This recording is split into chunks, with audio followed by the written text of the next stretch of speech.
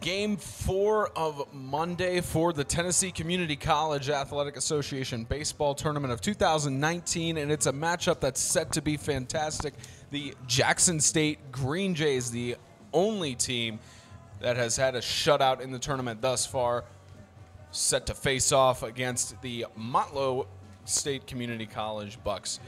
Spencer Tomset and Austin Ray bring you everybody the action. As I mentioned, the Green Jays are the only ones who have a shutout in the tournament. What's even more interesting is they are tied with the Bucs for the most shutouts in the nation of the 14th rank.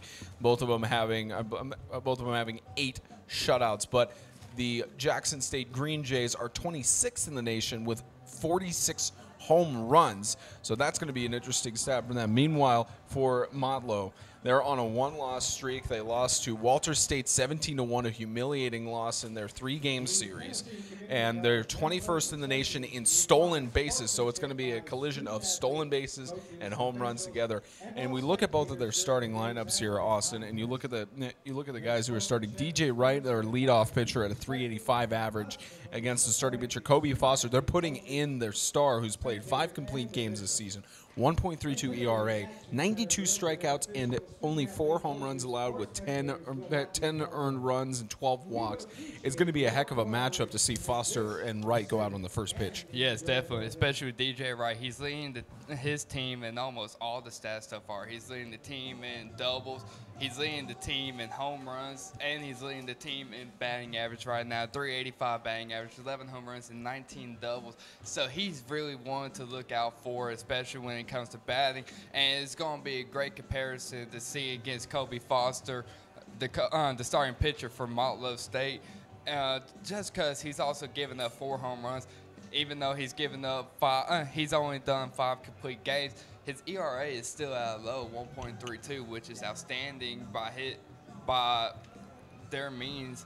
And he's only given up 16 runs, in which 10 of those were earned, and only given up 35 hits. But his strikeouts are unbelievable. He's almost reached 100 with 92 strikeouts coming in this game. So they're really going to progress with him doing that. Another person I want to look at is not only Kobe Foster, but it's really just going to be, Micah McLean. Micah McLean, yes. And he has 19 RBIs, and he has 1 home run and 4 doubles. And it's just going to be a great task for him to improve on what he's going to be doing tonight.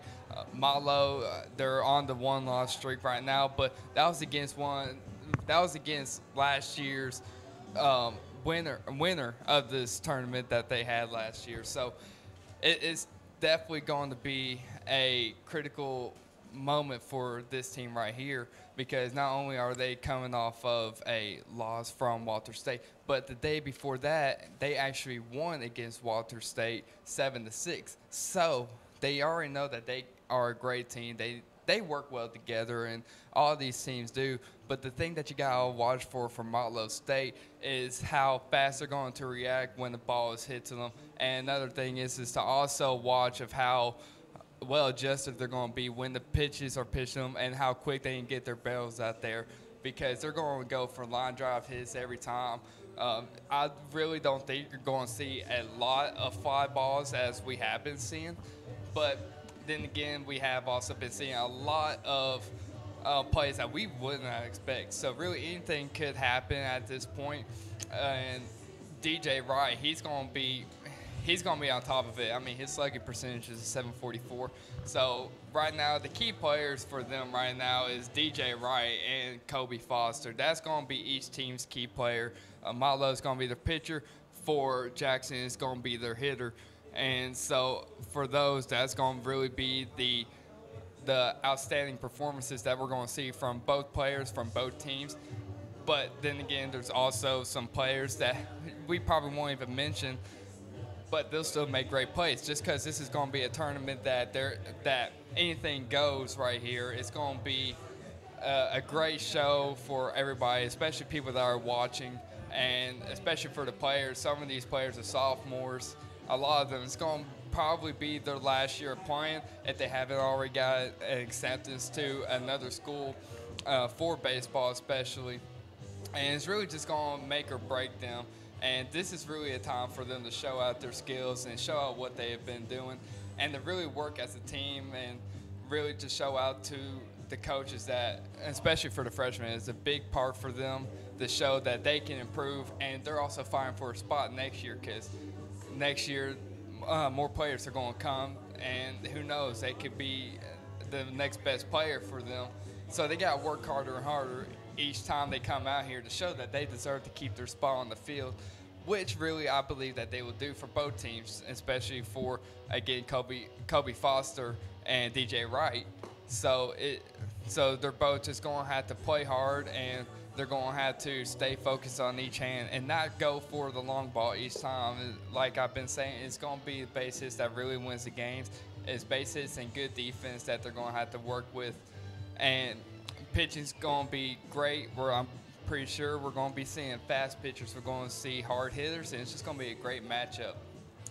Fantastic matchup set. The Green Jays about to duke it out, and they had a 8-0 shutout against the Rowan State Raiders, and we are set for first pitch in just a few moments.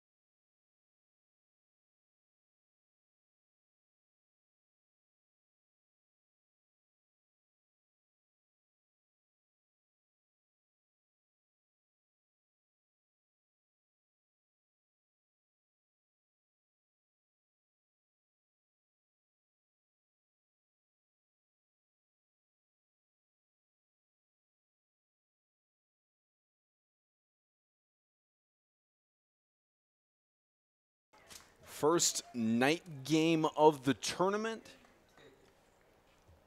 and starts almost an hour later than expected due to the earlier games going on through this long. And DJ Wright, the leadoff batter for the Green Jays.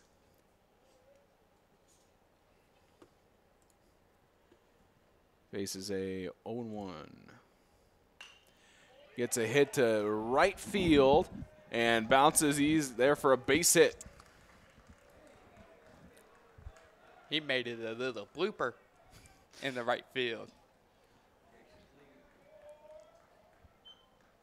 Now batting number 4. So Foster, the lead pitcher, as we mentioned, almost up to 100 strikeouts entering in this game. A 1.32 ERA, and he's played 5 complete games on the season.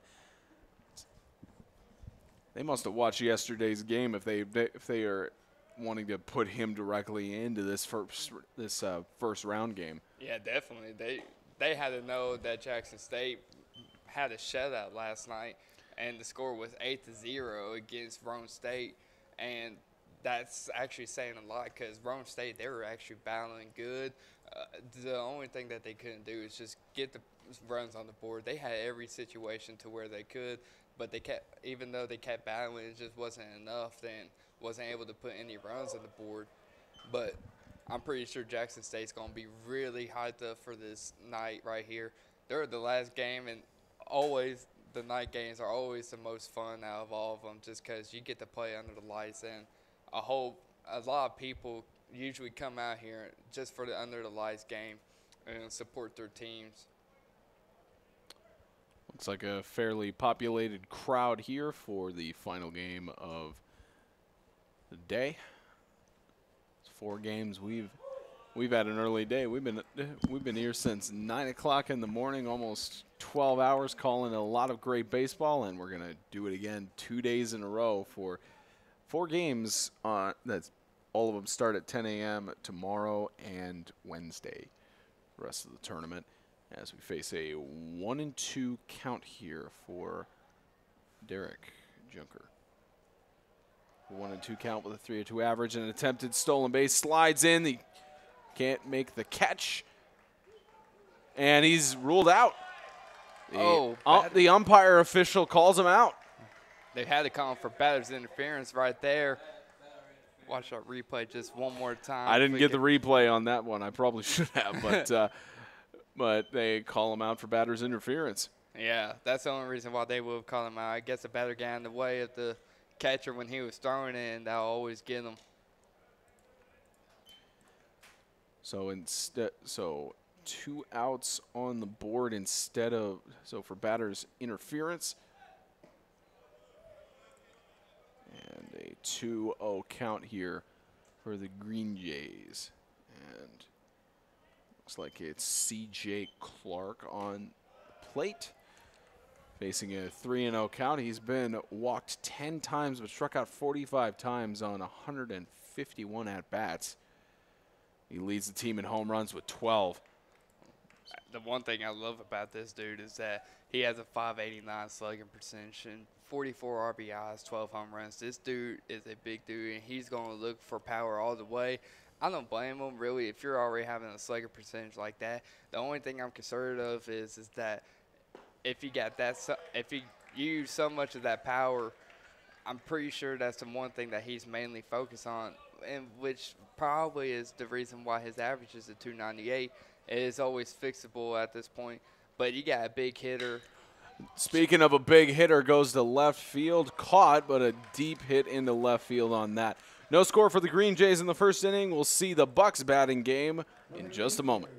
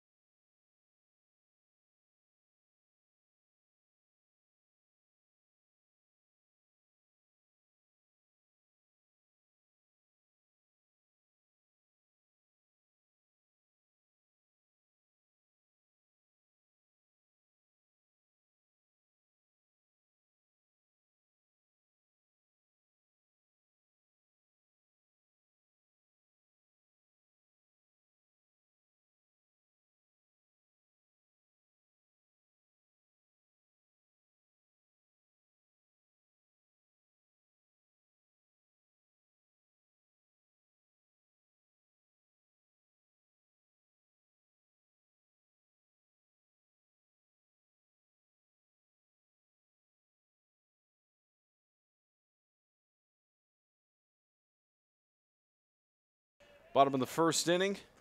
So we've got Darian Cole on the mound for the Green Jays with a 6.04 ERA. He's struck out 78 batters, walked 18, and played a complete 4 games. So the batter takes the hit and advances to first, and that was Nathan Sanders who took the hit pitch.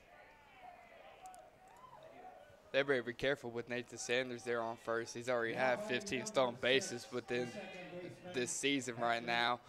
And you can already tell that he's quick on his feet. So you just got to watch out for him and Patrick Music right now. He's got 11 stolen bases at this point and 15 doubles. So with them two combined, it's going to be hard to keep both of them on base. And Patrick Music just outside of the strike zone on that one. He, like you said, he's had 15 doubles, and he's only been caught once for stealing out of the 11 he's taken, and an on-base percentage of 4,600. He's only been struck out one more time at 27, then he's been walked. Faces the 1-0 count here, and got a little bit on it there. 1-1.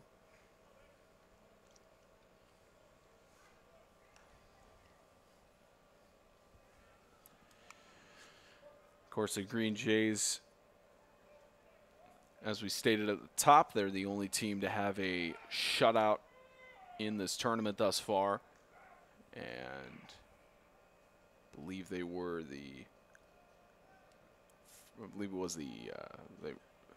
trying to remember if they were the first team to have a home run. It was either them or the Pioneers. They were, one of them was the first team to have a home run.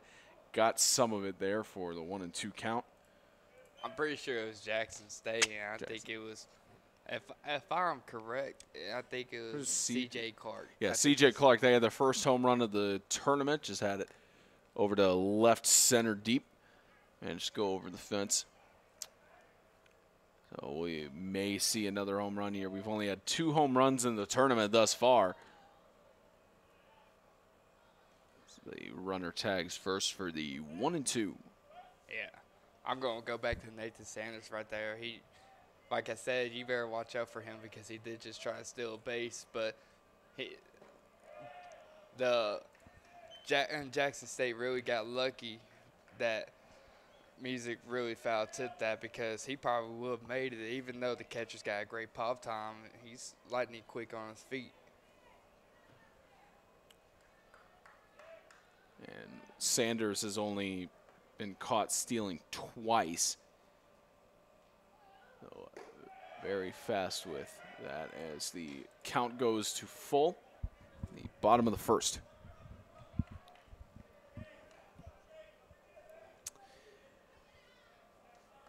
So if Jackson State faces off against Dyersburg State, I don't think it'll be a war between the pitcher and hitters. I think it'll be a war between the brethren of both dugouts.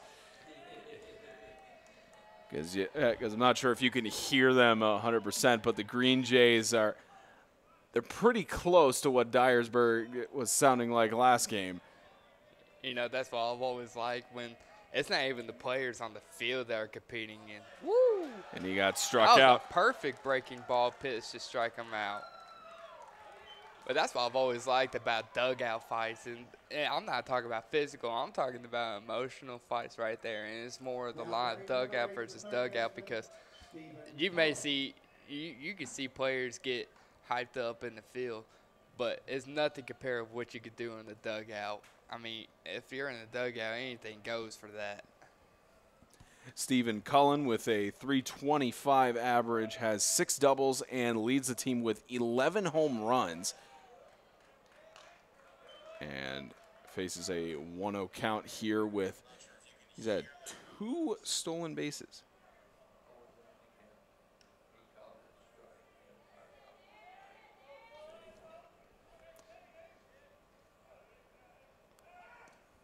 Safe on first. 0-1.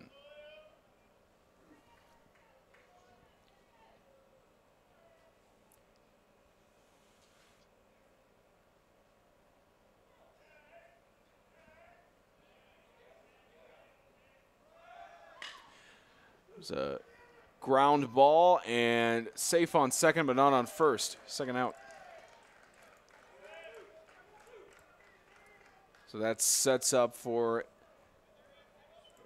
runner up on second, sets up for Sam Storr, who has a .373 average, 57 hits, 153 appearances with 10 doubles.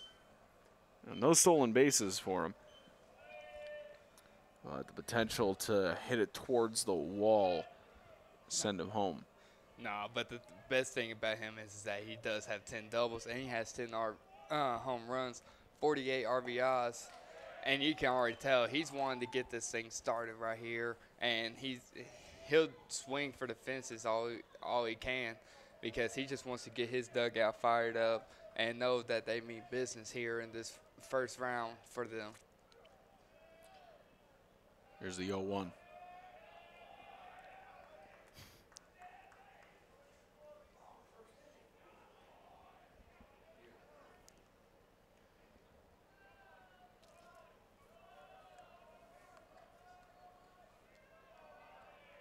Cole taking his time. I think he's getting rattled right now from Malo State's bench. I mean, they're over here screaming and everything. They're making him feel uncomfortable up there. If Montlow ends up advancing, it's going to be them and Dyersburg going back and forth on rattling their pitchers. 0-1. It's low for 1-1. You gotta love that breaking ball. I mean, he's almost backdooring every left-handed hitter there is right now, and the way that ball moves is just incredible. It's more like a slider or a sweeping curve right there, and it's very useful and very handy when it comes to left-handed pitchers like that. Got a little bit on it, but the umpire rules it foul. 1-2.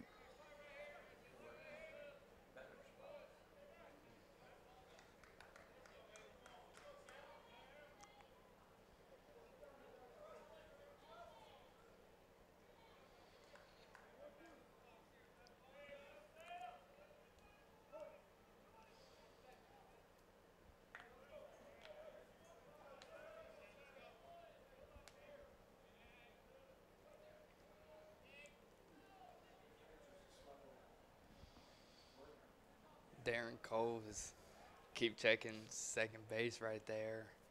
I'm wondering if their shortstop or second base aren't going to give them a signal to pick. And struck him out. That's the end of the first. No score for either team.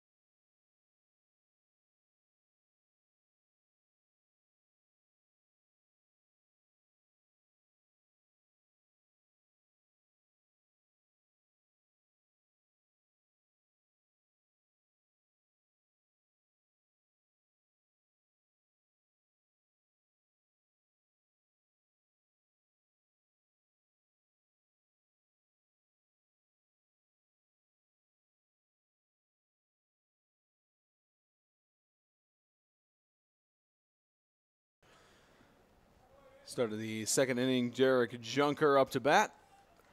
3-0-2 with 8 doubles and 4 home runs. He's appeared on the plate 150 times now. Well, that's 150 through the playoffs. Strike 2.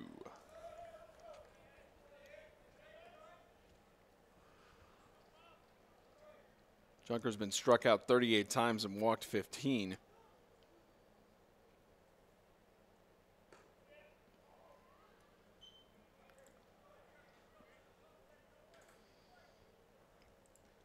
Faces a 1-2. Keep in mind that Kobe Foster, his ERA is just a 1.32 ERA, which is outstanding. And he's only had 12 walks throughout this whole season. But the best part is he's had 92 strikeouts. So he's going to be accurate with his pitches. And if he goes a little outside, it's not going to be often that you see it.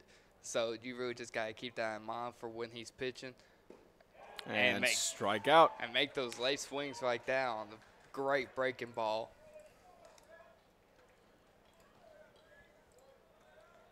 That's what makes him a tough pitcher to hit off of. It's just a breaking ball like that. And majority of hitters on Jackson State are right-handed hitters.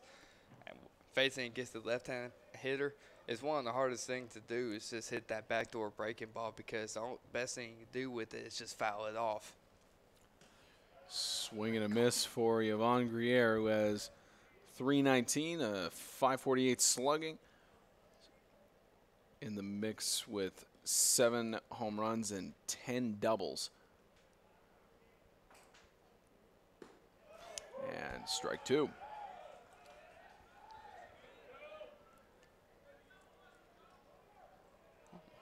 God. It's just those pitches. I mean, they're outstanding. 1-2. That's why he's their #1 guy. I know.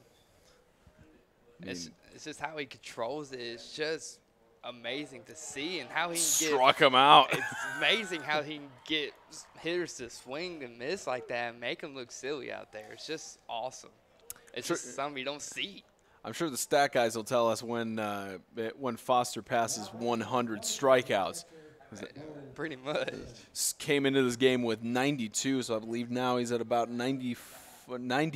3 strikeouts already in 2 innings. And almost unheard of. I think this is going to be like one of the most interesting games, especially for this pitcher right here. He's throwing the lights out of it.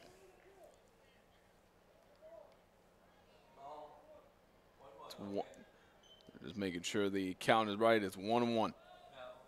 Nah, if yes, actually, it's an illegal pitch. This is one of the many reasons we need a lapel mic on the umpire. But 1-1 for the illegal pitch. So for y'all that don't know, watching right now, it's only a legal pitch if the batter is not ready nor the umpire is ready for the pitch and he starts his windup. And automatically it makes it an illegal pitch and it gives the batter a ball, which makes it more of a hitter's count than it does a pitcher's count. So now 3-1 on the count. And Grier has been walked 19 times, struck out 38.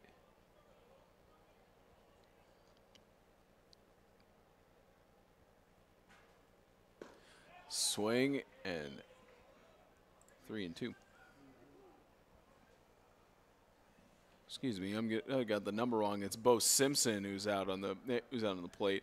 He's been struck out 18 times and walked 13, a .323 average out of 93 appearances, and it's it to left field. It is fair inside of the line. He's going to go for the double.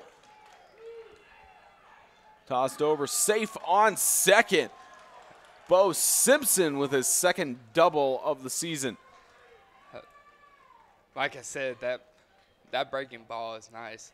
The only thing about breaking balls is that if you leave it up and you hang it, someone's bound to take it for a ride, and he almost not got that ball back. Just a great hit there by Simpson.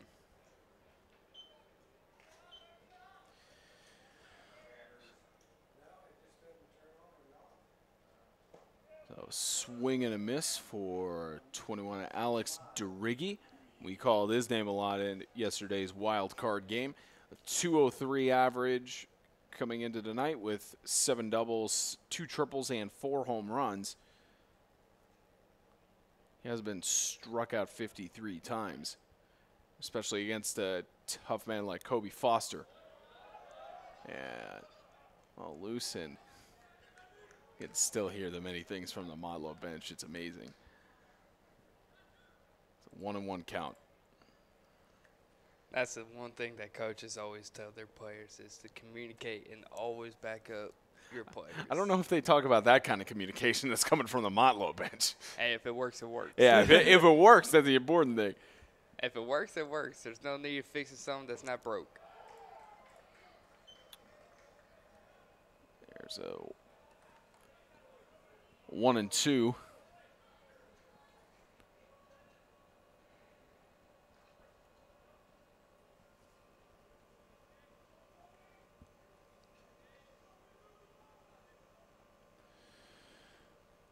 Foster. Sends it through and hit to the deep right side. And that will be out number 3. Headed to the bottom of the second. Still no score.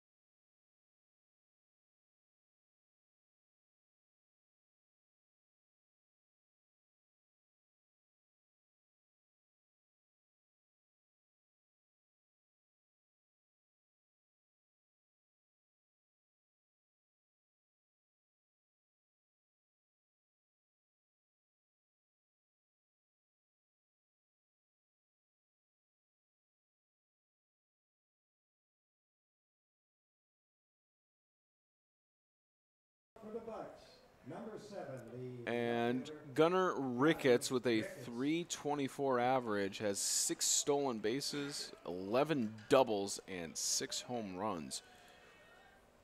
Now in the bottom of the second. Inside.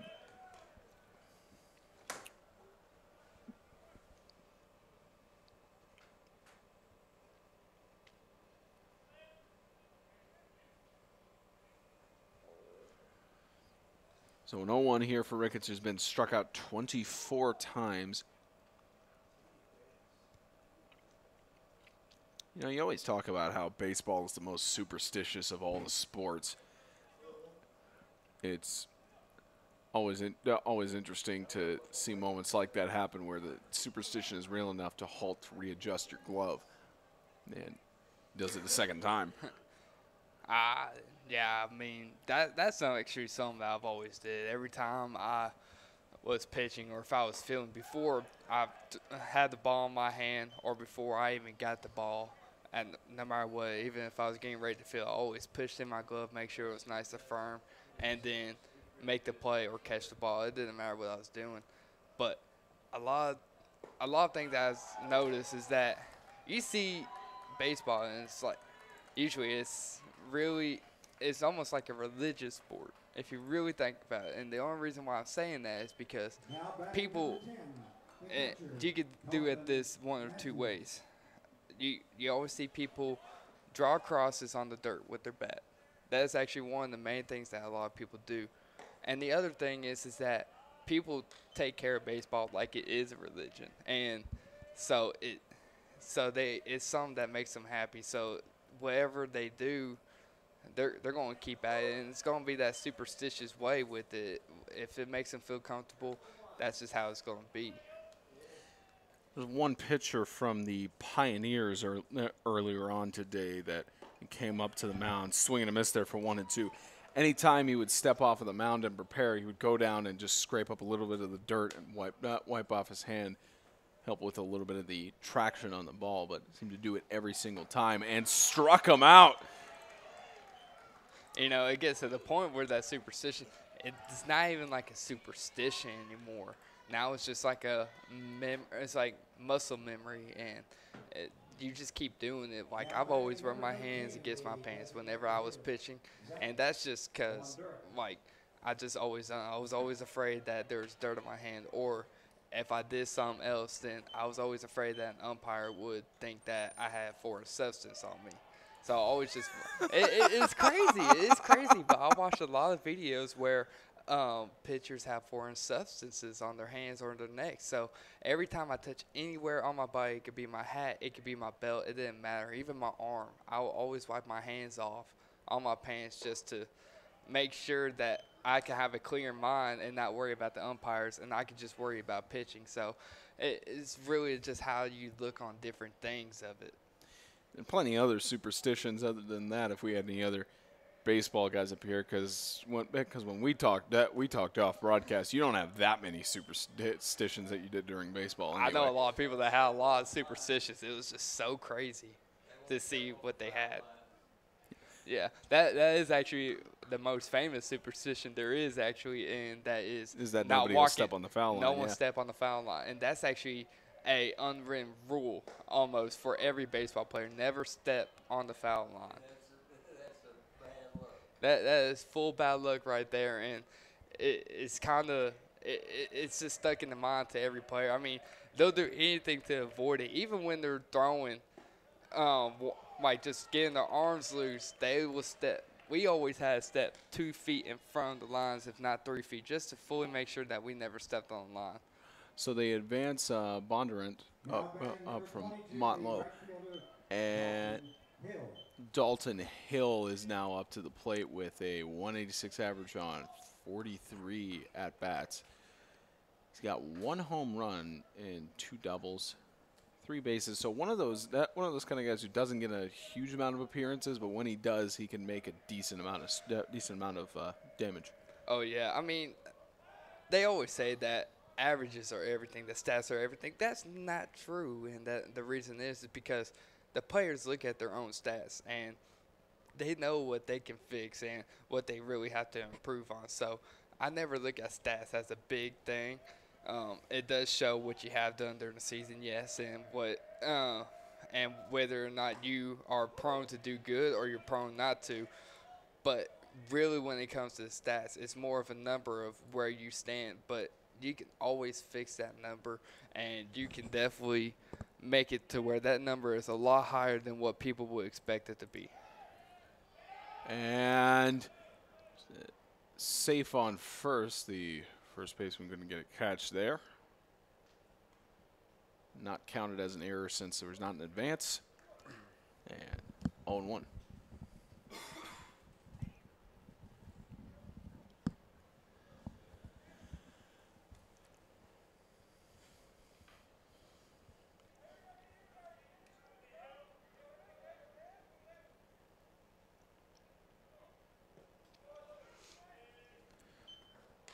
So even count at 1-1 for Hill.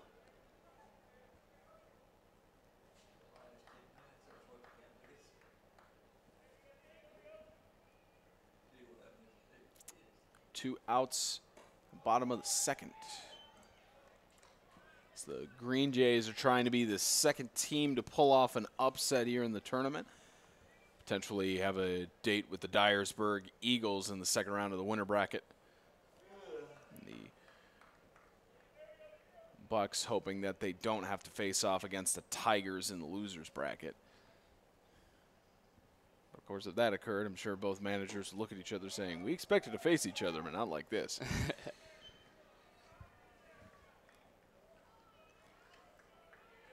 3-1. Cole with 78 strikeouts coming into this game, a 6.04 ERA, strikes it another one to make it a full count.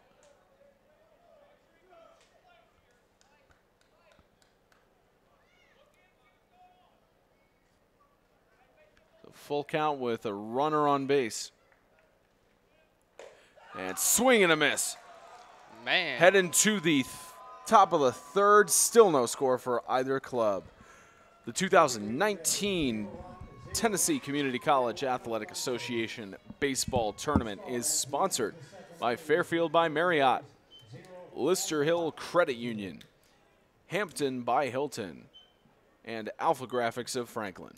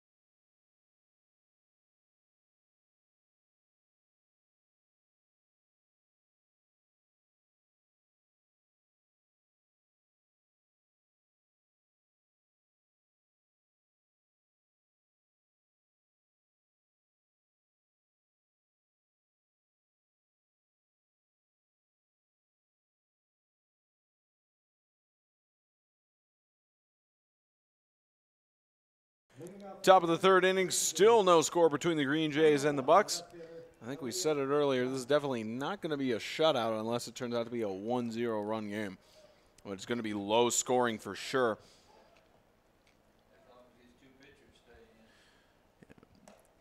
It's going to be low scoring as long as we see both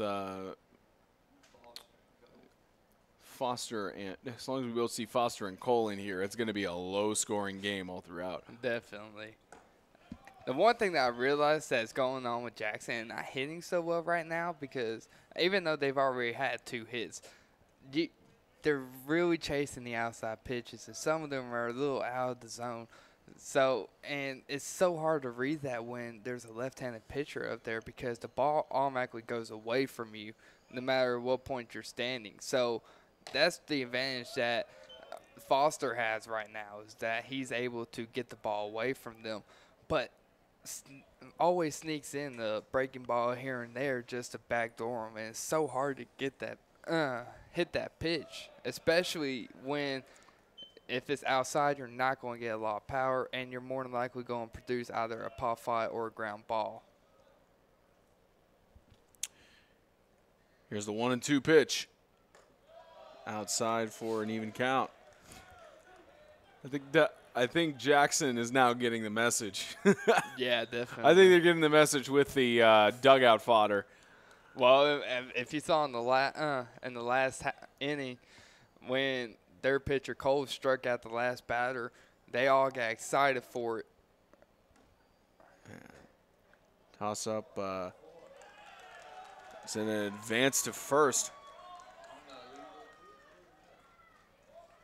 I want to know what happened on that. Not sure if it was not sure if it was. I mean, he talked it. I thought everybody was ready for it.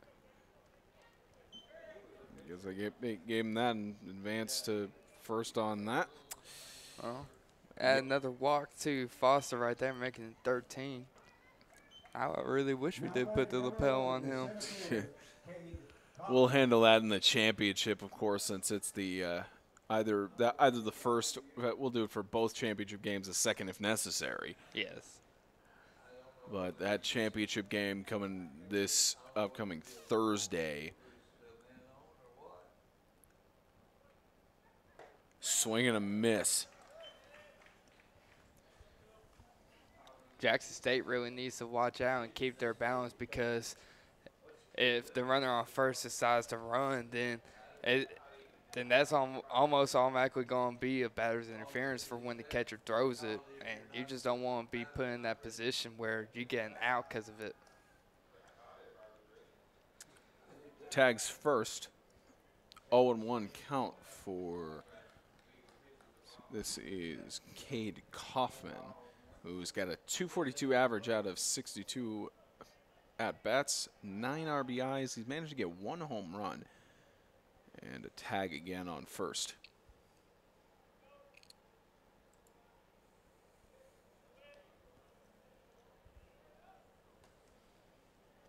Lead off on first again. Foster throws it in an attempt to steal second, and they can't make the catch. You know how many times we've seen that throughout this tournament is an attempt to steal second, and the second baseman just hasn't been able to get the ball.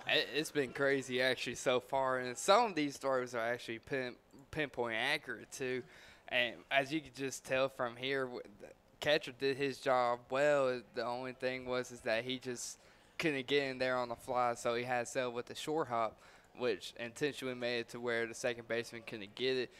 And it's always a hard play to get that short hop. And here's the bunt attempt to take third and out. But safe on first. Smart play there by the pitcher, knowing that the runner on second is far away from third, picking it up and not hesitating to throw it over there.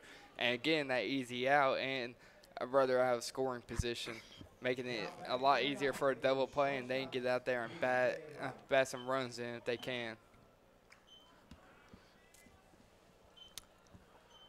So next is DJ Wright, the sophomore with 7 stolen bases, and 3 times he's been caught. Swing and a miss there. Again, there's a reason why Foster has almost 100 strikeouts and a 1.32 ERA. It's because most of these pitches are fantastic breaking balls and fantastic sneaky pitches. Yes, definitely. Like they're really close to probably an MLB style of a breaking ball. As you can tell, he's really been practicing on them. And not only that, the consistency of it and how hard he throws them and the way he changes up the speeds, which really makes every hitter almost buckle every time they see it. That's why you don't see him swinging as much. But that's where also being good here comes in. You learn to have to stay back on them. You don't have to buckle. And that's why a curveball or a breaking ball, any breaking ball, is an effective pitch, because it not only does it has movement, but it slows down the speed, and it's just not you're just not used to seeing all that sometimes. And attempts to for second. Will he get the catch ball? This time he won't. Even if he had gotten it, it was a slide into first before the ball got to him. I'm not even going to put that one on second baseman. That throw was just a little bit wide. to the right. Yeah, just a little wide from what the second baseman was going after, and it was going away from him too. So really can't put that one on second baseman. Although not an official stat line for that, that would facetiously be called a catcher's error. Yeah. Not officially on the stat board for that, but 2-1 is the count with runner on second, as the Green Jays are trying to put themselves in position to get the first score of the game through 3 innings. And out to the back right for an even count.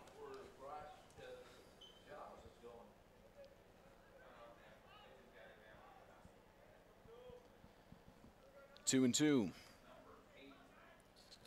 Foster getting pretty close to strikeout number 100. It's about at 96 right now. You know, I like about Foster is that on his stats it says a 12-point tail strikeout per 9 innings. So each game he's at least getting 12 strikeouts, which is really incredible and it's really consistent, especially when you're throwing that breaking ball like he has been this whole night as of right now. Even though it's been only 3 innings so far, it's just amazing how much control he can get on that one pitch. Now a full count with a wild pitch with 1 out in the top of the 3rd.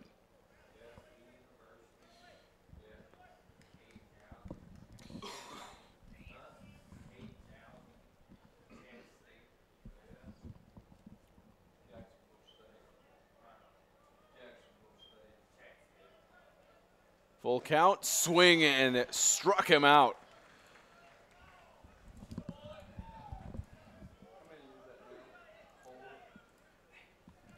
So that's strikeout number 96 for Foster.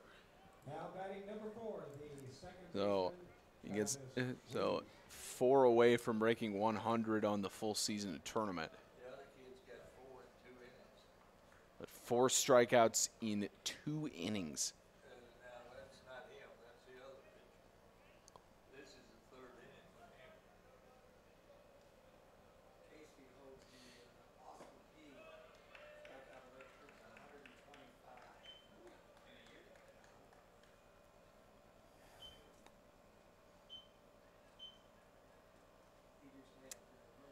tough Now an 0-1 count for the Green Jays. For the Green Jays, Travis Reeves. And Reeves right now at 308 with leading the team with 12 stolen bases, 5 times caught stealing.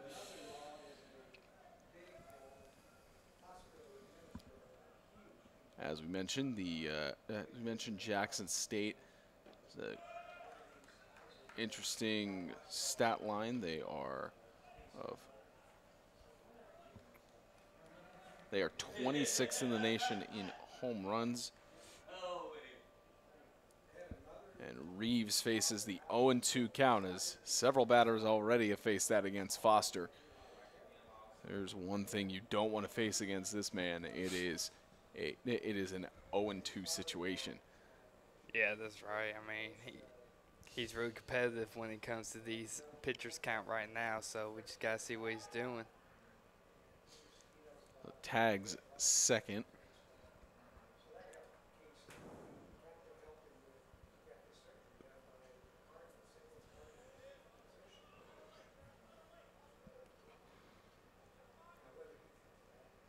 Here's the 0-2.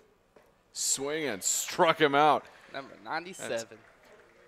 Heading to the bottom of the 3rd. Still no score through 3 for the Green Jays. 0 runs.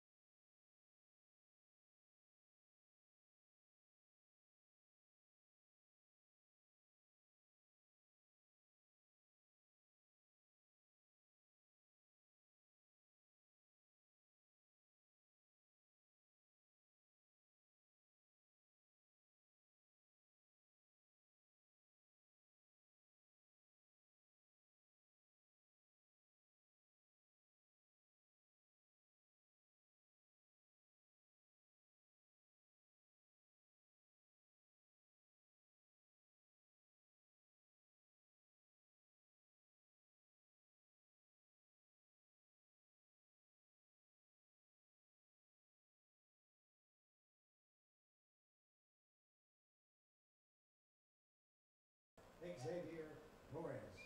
So Cole versus Torres.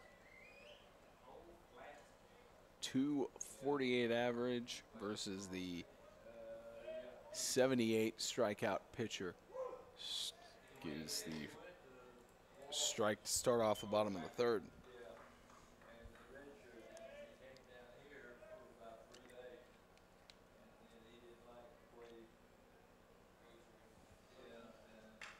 And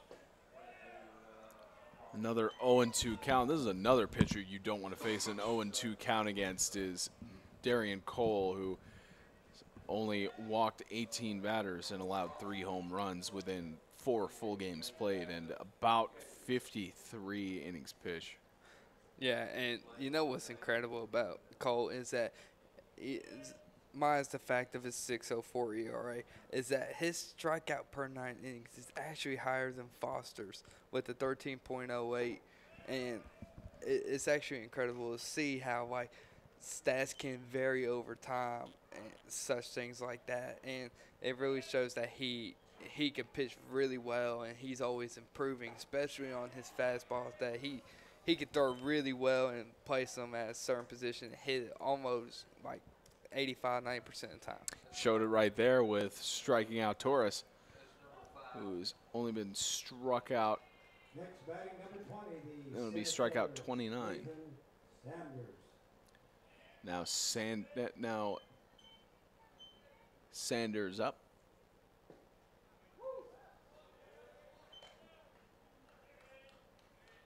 Sanders with a 321 and slugging 463. Faces the 0-1.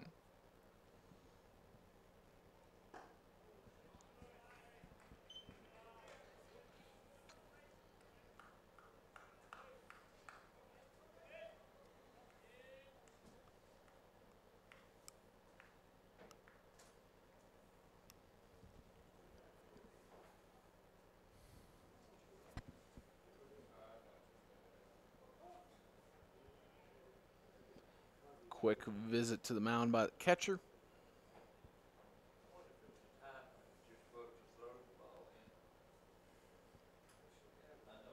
It's a 1-1 count.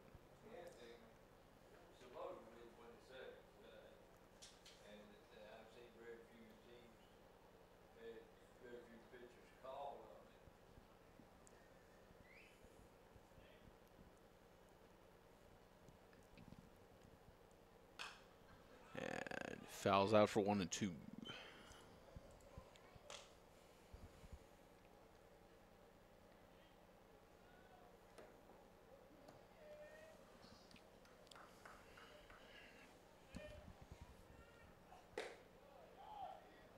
If you take a look at Nathan Sanders' on base percentage, it's 497. So you already know he's good at looking at balls and strikes. He's had 38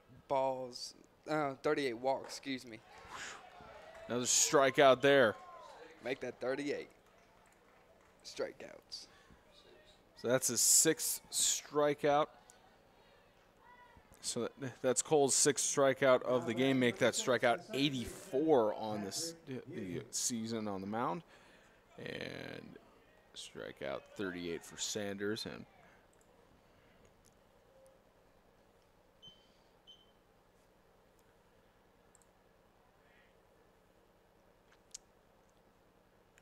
here's the pitch for the foul. That is Patrick Music back up to the plate with 352.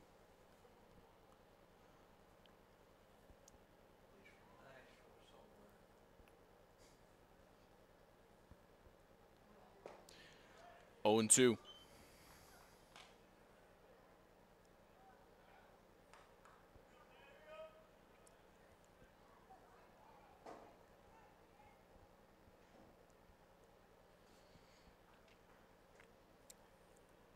And the 0-2 count,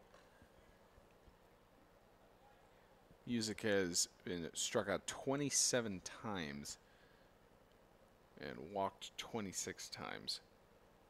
So RBI at 30. RBI counts at 30 and struck him out. Not a single player on base for the bottom of the 3rd. Still tied at 0. For the Bucs,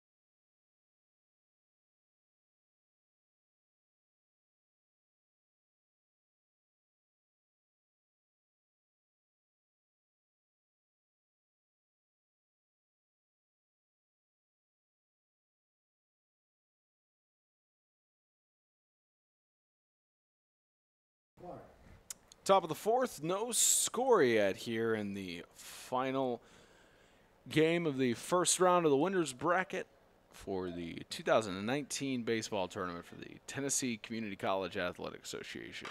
And a grounder picked up by second baseman, catching out at first. Right off the first pitch, that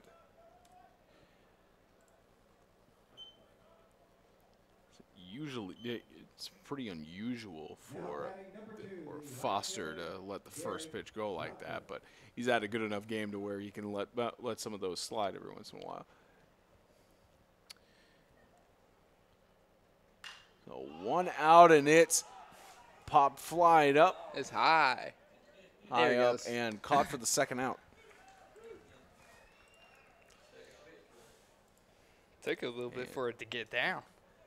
Second pitch and a second out. It took a long time for gravity to actually kick in on that one. I know.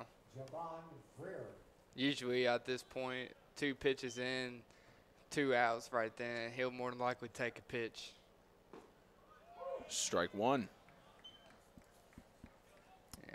You don't want to get the pitcher the benefit of the doubt of having 3 up, 3 down, 3 pitches. That's just not something that you usually see or want to see if you're the other team. And Gruyere is facing in 0-2. Foster at strikeout 96. Picked up at third base. And did he get it in time?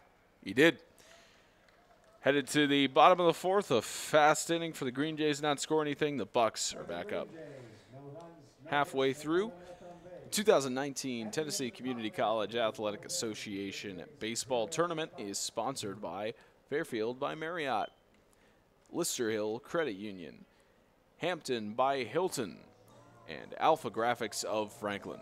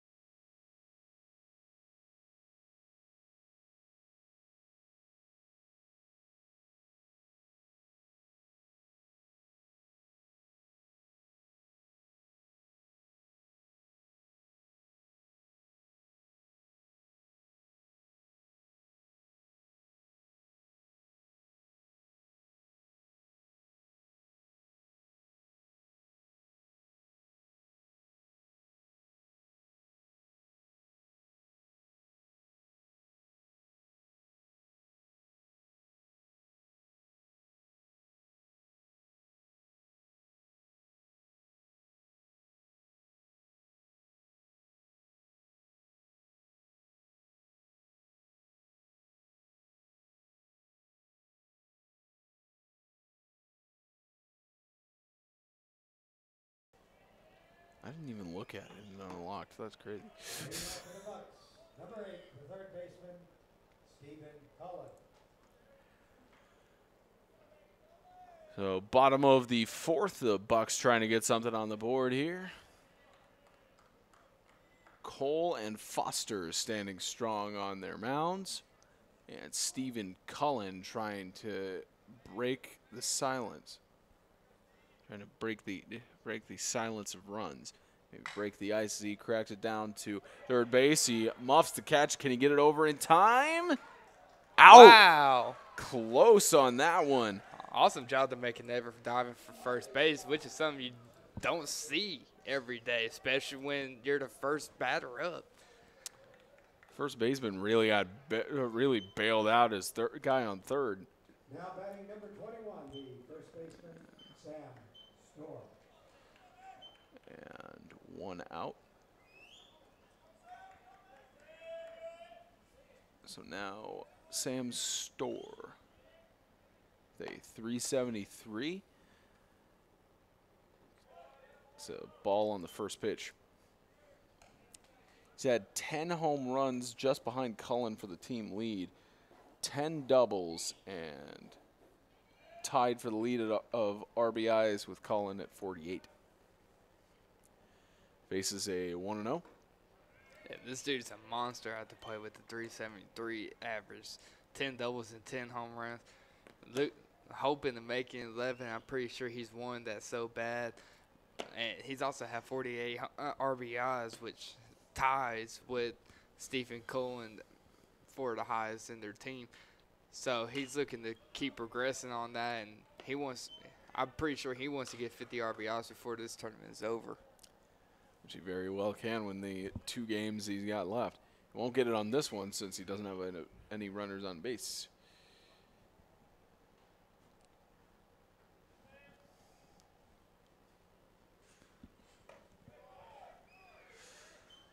Let's make that 3-1.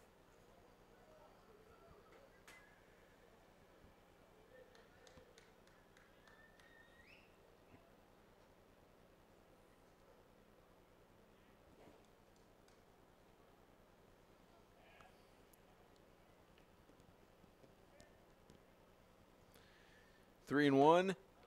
Swing and a miss for the full count.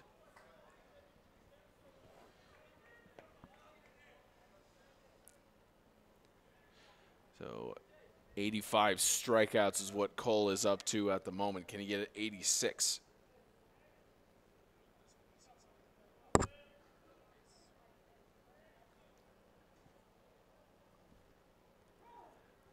Full count. And Storer just readjusting his grip and helmet. Again, the superstition in baseball. And fouled it over to the dugout.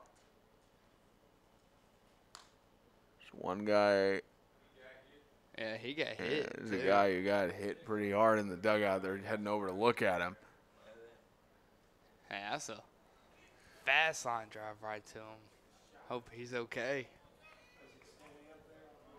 Can't see if he's standing up yet, but we'll give you a report when we got it. But they've got medical staff paying attention to him. Just outside, a walk.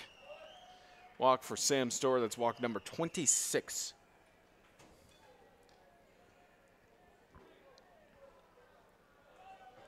And now Ricketts. Now batting number 7, the left fielder, Gunnar Ricketts.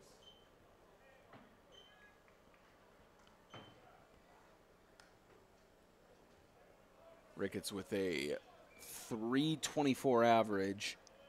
He's been struck out 24 times, but has 39 RBIs. Safe on first is Storer.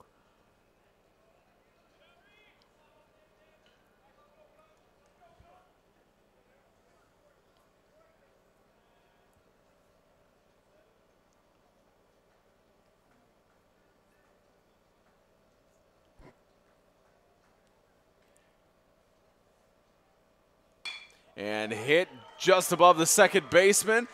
They're going to send him over. It's deep in the outfield. They're holding off at first and second. So didn't catch it there. The guy at second tripped over his base, so sticking there. Just a little blooper that you never see. It's one of the rarities you see in baseball at any level. One out with first and second having runners. And I just received word that the Jackson State player that did get hit by the ball is actually Jackson State's DH, Javon Greer. Oh, and Greer to get hit by that as well. Hopefully that would be a huge loss for him.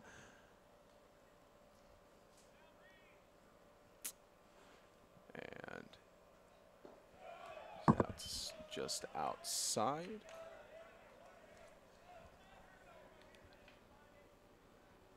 Just outside, and Tothan Matthews up to bat.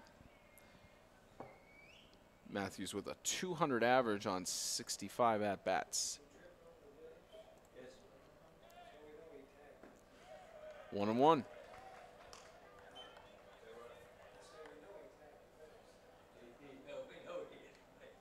And Cole with the way he's playing today, and whether he plays in the loser's bracket or the winner's bracket tomorrow, he'll likely get up to 100 strikeouts on the season as well. Oh yeah, definitely. I mean, he just like Foster. They're both striking out people left and right as of right now. And the best part is the same thing for the both of them. Is that control of their breaking ball and how they're able to move is so hard, and how fast they can throw it and how they can also slow it down. How tight that spin is really what is essential for the ball moving as hard. And right now they both got great control on those balls and just struck them out on a high fastball. Out number 2, and I believe that's strike number 87 for him on the season.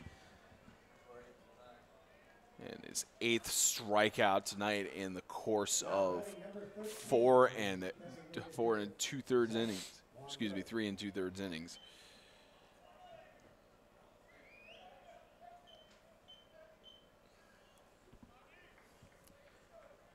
Strikeout number 86 for Cole, 14 away from passing that 100 mark. Strike 1. Great location on that bomb outside corner. That's Zach Bondurant. 163 average with 4 RBIs and 2 doubles. Gets a send off just outside of first base, and another shutout inning heading to the top of the 5th with no score. No runs, 1 hit.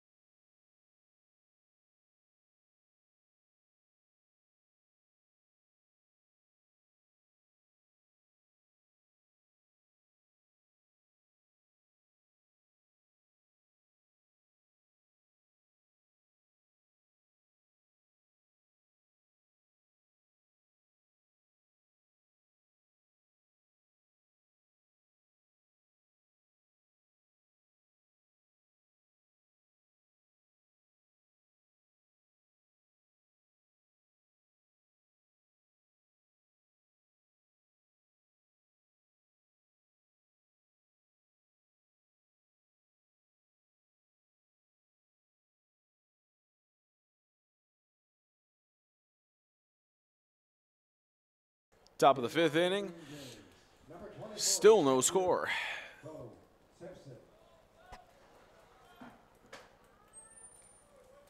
Tied up at 0 each. Foster on the verge of getting 100 strikeouts. Needs 2 more to pass that mark, and Simpson with 323 batting average gets a foul there.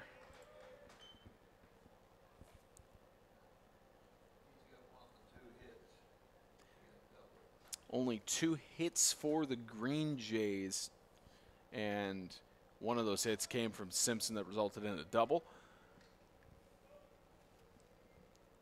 So in his second at-bat, he faces a 1-1.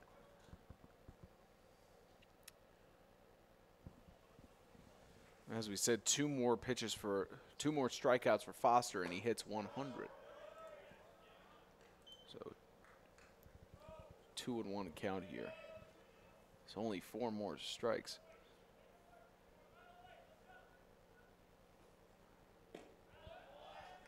outside there for 3-1. Yeah,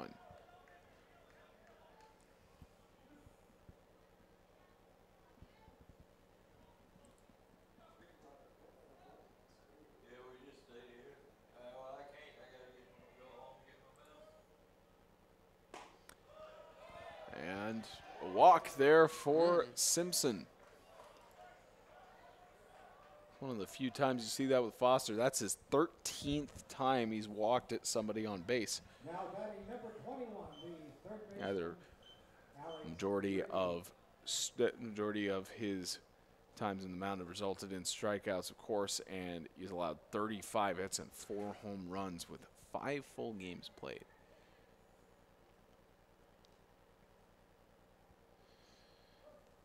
And now DeRiggi back on the plate. 203 average. And he's been struck out 53 times.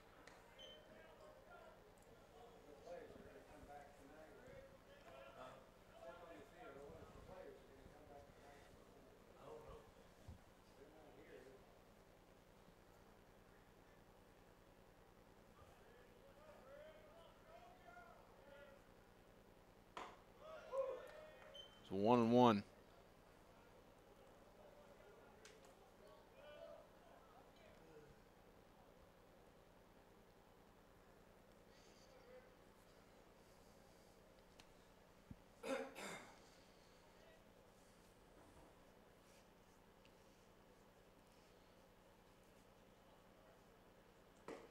Swing and a miss.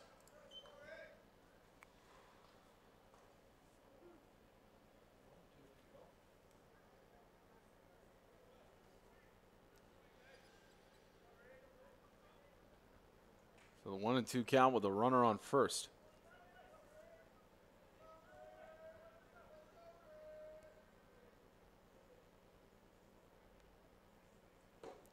Struck him out. DeRiggi not happy with that one. No, it's not. I'm pretty sure both teams are not happy at this point. I mean, you can't get mad, but at the same time, you can't be happy. You can't be happy about it. And the only reason why I say that is because none of these teams have really gotten a run yet. I mean, there's only been a total of 3 hits combined with both of these teams, and we're already in the 5th inning. So it's really just a pitching competition right now. And it's really in the matter of fact of which pitcher's going to be giving up here soon. And from the looks at it, none of them are planning on giving up here for a long time at least. Done with a 307 slugging average, 6 RBIs and 2 doubles. Faces a 0-1. He's got a teammate on first base. He gets a grounder to the third baseline and safe on first with the error. Couldn't make the catch. Runner advances to third and second. I thought he beat the throw. I'm gonna give him a hit and the error and move it up. I'm gonna give him a hit. So at least the statisticians up in the booth are going to give it a hit and I believe an error on the first baseman for not making the catch. And the replay should show us more of it. Yeah, see if he beat the throw. I can't see the problem. Now batting Well, didn't get the actual end of the replay there, just got the back end. Sorry.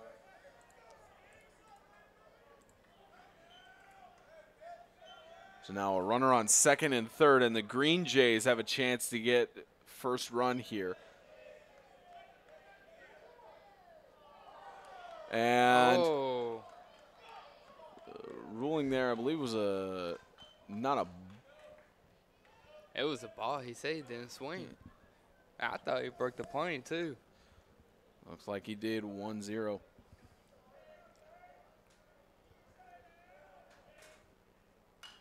Yeah, Broke it on that there. time.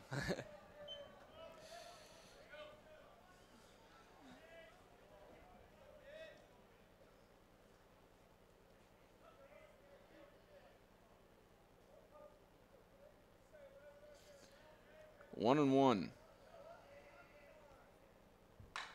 Gets a grounder up the third Oh, it's baseline. The past him. baseman slips it, can't catch it. Safe, and the Green Jays get the first run and slides into second on second and third. And that one you could count as an error.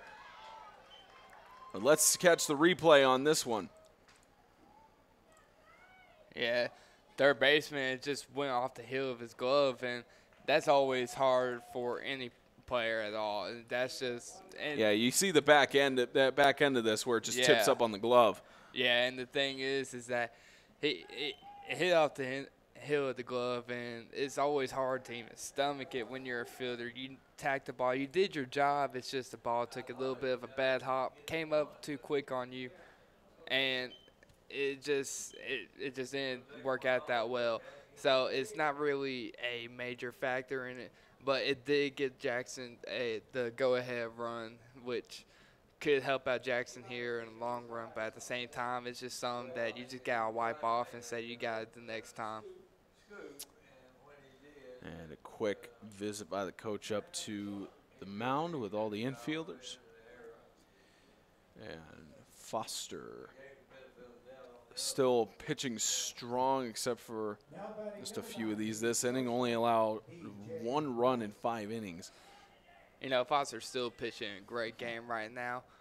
The only thing is that it's just the errors that they just gotta focus on now is with the infielders not making as much errors as they are right now. It's only been 2 errors in the first inning, but now they got an opportunity since they intentionally walked the batter. They can go to any base and get a double play anyway and go home to first, or the easiest one is second to first. So now bases fully loaded. Travis Reeves stepping up. He has 48 hits and slugging percentage of .397 with 4 doubles, 2 triples, and 2 home runs. The bases fully loaded with only 1 out. So Dyersburg, the opponent that either of these teams will face. If they're watching right now, they're seeing the intensity and hoping this goes on for as long as they can, since fatigue does play a factor into opponents. And Jackson State has a lot of leeway here.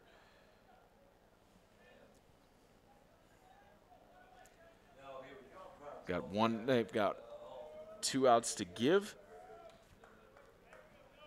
on the 1-1 as Reeves slugging .397. Hits it deep to center field. Sack fly opportunity and right there. Tag back. They're going to send him home and run number 2. Great hit there by, Reeves, making it to where it's just an easy sack fly and deep enough to where runner on third can easily go to home. It's just a great hit. Not too far, but at the same time, it's far enough to make it to where he can go and score another run and have another RBI set on his record. So even with that run, it is ruled 2 outs. Runner on first and third.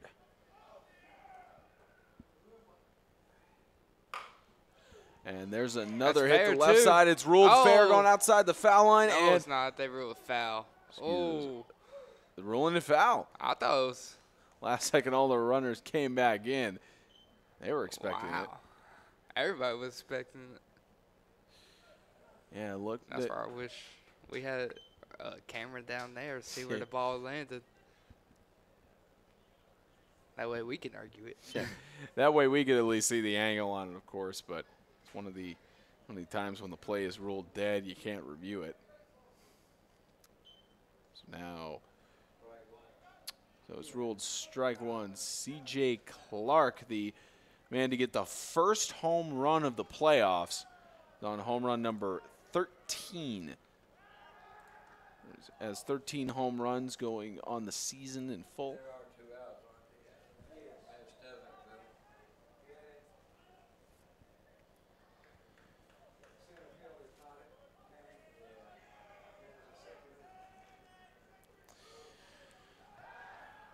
And safe on first. He tripped a little bit, planted on his foot. Oh, yeah. Looks like he may have. Looks like the runner's okay. Just a little bit shaken up on his right. Just a little misstep right there, but looks like he's fine because he didn't even have to walk it off. He's just back on the base. 0-1. Nope. Low for the wild pitch. And runners on first and third with 2 outs. The Green Jays can easily get another score here. The base hit. But knowing how CJ Clark performed yesterday, wouldn't be surprised if you see a 3-run homer. Exactly. And I've always wanted to see him hit another one, especially on a good pitcher like this. I just want A wild pitch. He's they're gonna take second base, but tags safe on third. Smart decision there on the runner on third, just because that ball came back off the backstop hard, and there is no way he was going to make it home. Luckily, he had enough mentality still, even running hard, to hit the brakes and go back, and was to make sure that he even slid in and got there safe, even though they didn't throw it.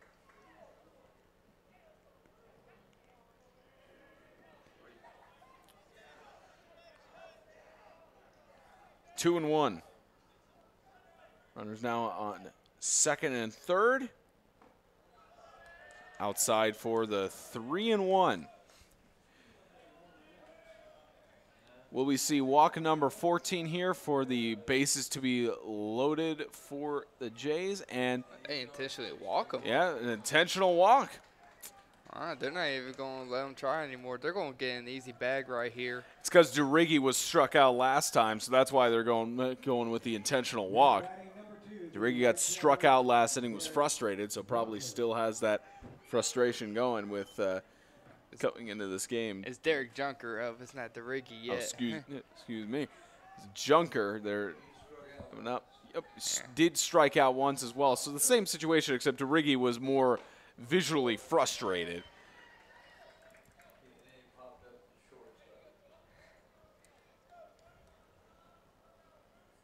But Junker has 8 doubles, 2 triples, and 4 home runs.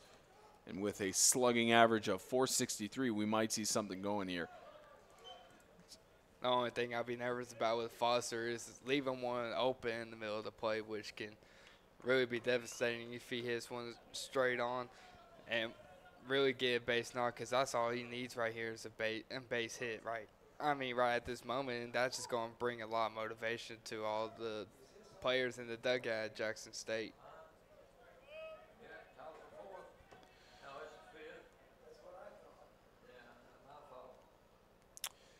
So even count at 1-1. It's it out for a foul. Almost hit the guy on deck. Yeah, and on deck right now they have Grier, their designated hitter, so he's walking in all right after getting hit by that baseball. They always say one thing in baseball: if you get hit, it's only going to hurt for a second, but it'll leave a long bruise on there. Say it only hurts for a second, more feels like several minutes. If you get hit in the right spot, it'll hurt for a day. Exactly. 1-2. Swing and struck him out with runner on first and third. The Green Jays strike first and are leading 2-0 heading into the bottom of the 5th. 2 runs on 1 hit.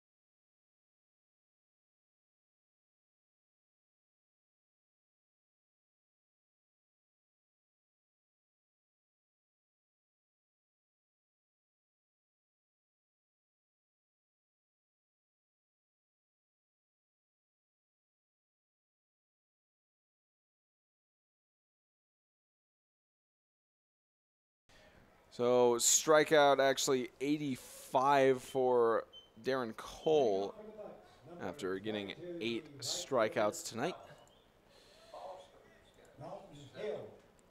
Excuse me, that's Foster who has 8 strikeouts. So he has officially hit 100 strikeouts on the season combined with the playoffs. Excuse me, I said 7. 7. Getting a little too ahead of ourselves there, Spencer. 1 strikeout away. It's okay. It's the exciting Yeah. moment for all of us. So I don't blame you. Hasn't quite hit it yet, but Cole getting close to it, about at strikeout 86 on the total. Now, of course, the stats haven't been put in for the wild card game yesterday. Maybe a little bit different. Well, he didn't pitch in yesterday's game. Cole did not pitch yesterday, so it's now to 86. 2-1.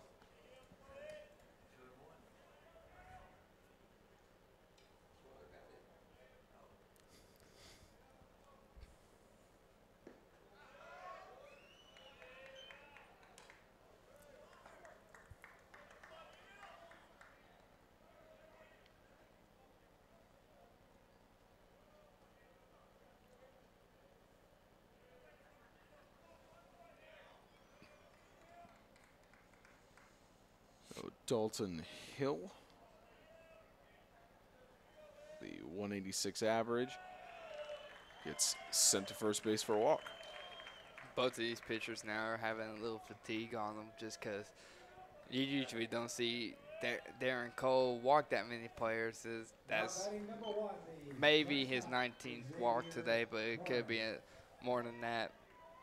But really, it's just you could just see that the fatigue on them. They're going inning after inning, and it's been a lot of 3 of 3 downs for these teams, so they're getting tired each pitch.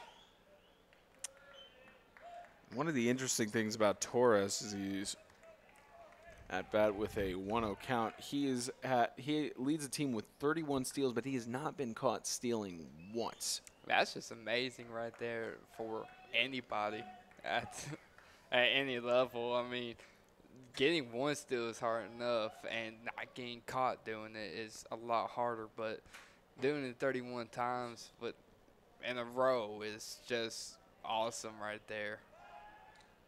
And they're really going to make sure that he stays on the base because they know what he's capable of.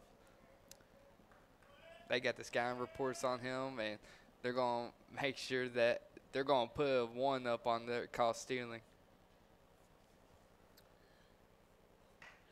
Malo tries to go for the bunt, fouls out. It's a 1-1 count for Torres.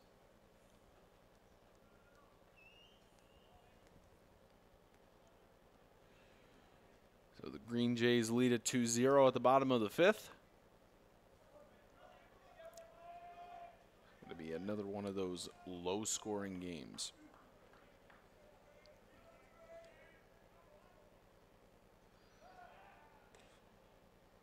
Safe on first.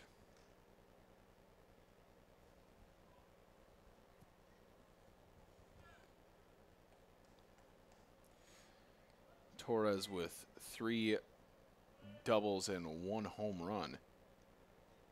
Tries to go for the bunt there. Successful, but throw to second base. Got it. It's rolled and out. So the first out of the inning at second base, but safe on first. That's a great short hop throw over the catcher. And it looked like that shortstop tried to tag him, and possibly was trying to, but at the same time, it was an off-balance catch by him. So if he was putting a tag on, he sure got that one too, and got a double out if you want to call it that. Sanders up to bat, strike 1.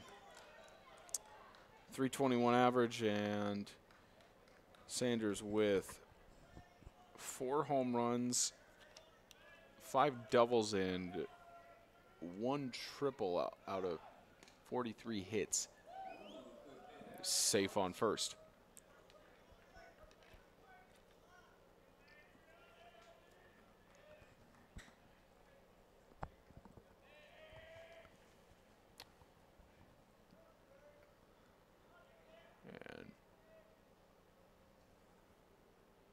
0-1.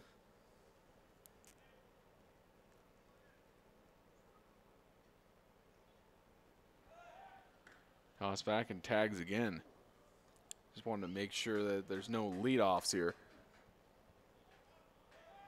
See, and an error there, and bumps into the first base, but gets safe on second, and keeps shouting at him to try and run back to third. They wanted him to go third. He had enough time to, especially how slow outfielders were going. And one of the so they ruled that an error, and quick meeting between the pitcher and catcher. Yeah, it's where you go and calm your pitcher down. He's focused too much on the runner right now, so he just needs to focus on the batter. Only needs two more outs, and it would have been a lot easier if you just focus on the batter and literally just start pitching to him, trying to get the ground ball and go for a double play. And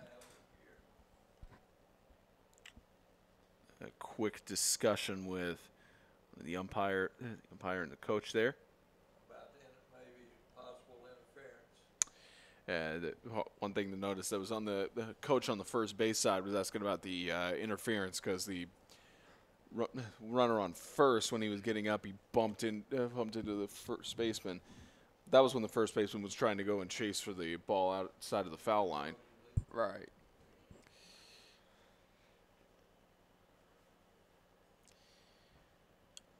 So not sure if anything will actually come from that discussion.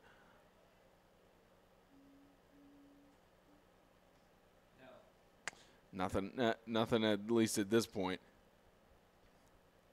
He was talking to the official on the other side too, not talking to the one who actually saw it there.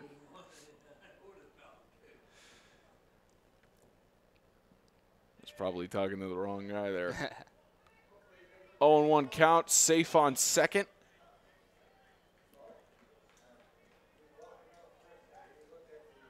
No bending of the rules on this time around. And there you go. Cole's still worried about the runner right there. He just needs to really focus on the hitter. I mean, if it's okay if they score one, you still be up 2-1. You just got to make sure that you're getting out one way or another and getting the runner. It's going to be the hardest way to do it. So you want to look for the easiest way. Try to get ground out or pop fly from this battle right here. And back over, even count.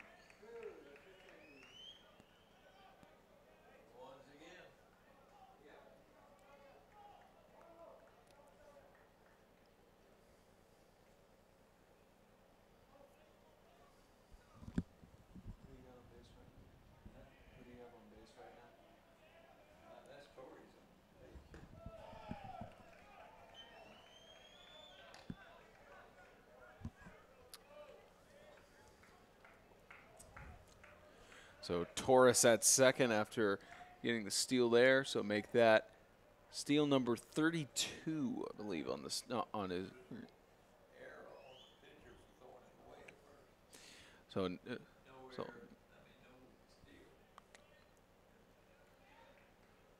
technically in the stat books recorded as an error. Strike there for 2-2.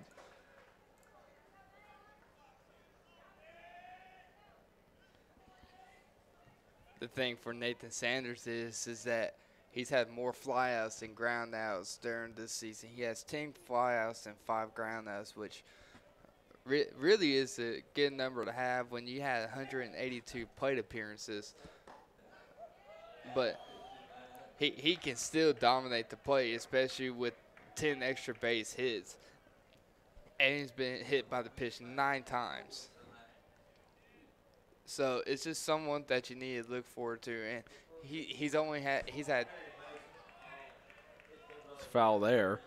He's had 38 walks and 18 RBIs, but the main thing is that he also has 4 home runs. And lefty against righty, that's always a duo that you want right there, especially when the righty has been dominating.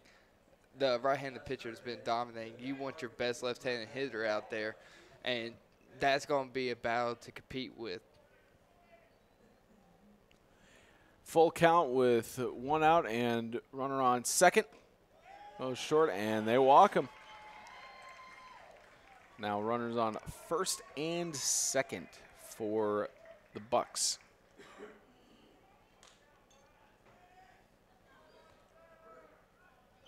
Now batting number 6. Patrick Music back up with 15 doubles, leading the team in that category, and 11 stolen bases with a .352 average and a quick, looks like a visit to the mound with some meeting with the infielders.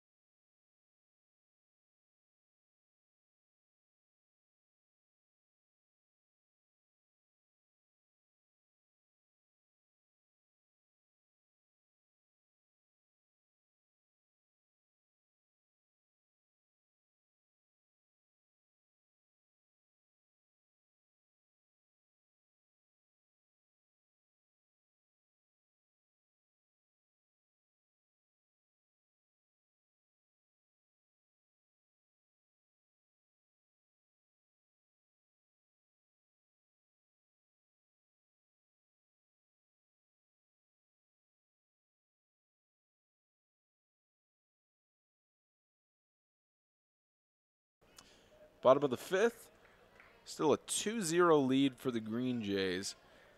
The Bucs are trying to get some score here. The Green Jays scored 2 in the same inning. And it's just strike first and only took up 5 innings. There's a foul there for the 0-1.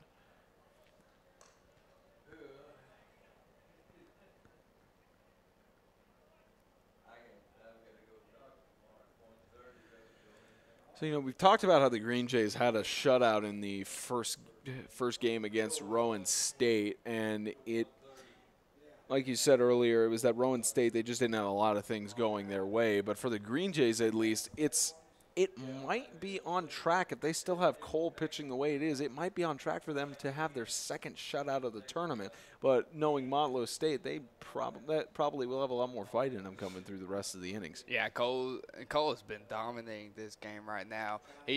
He's been doing about the same as Sergio Passi did last night when we were watching him.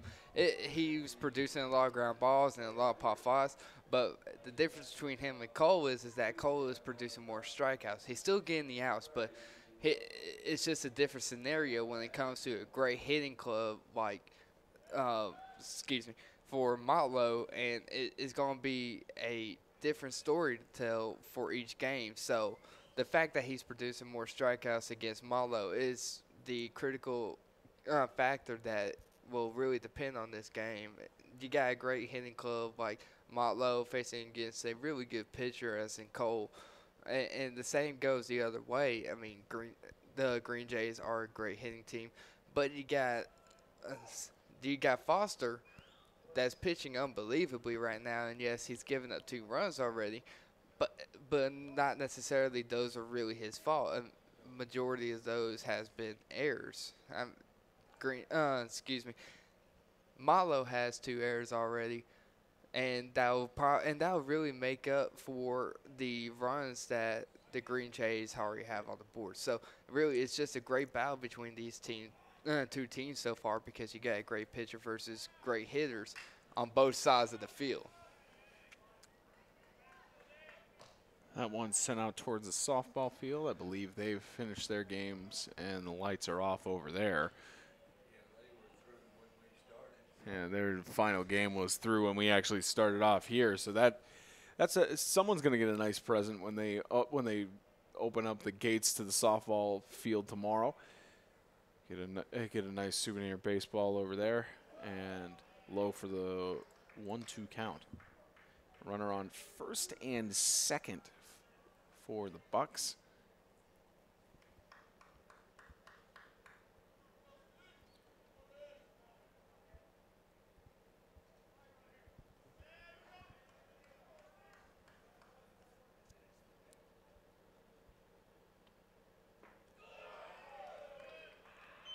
Now an even count, 2-2.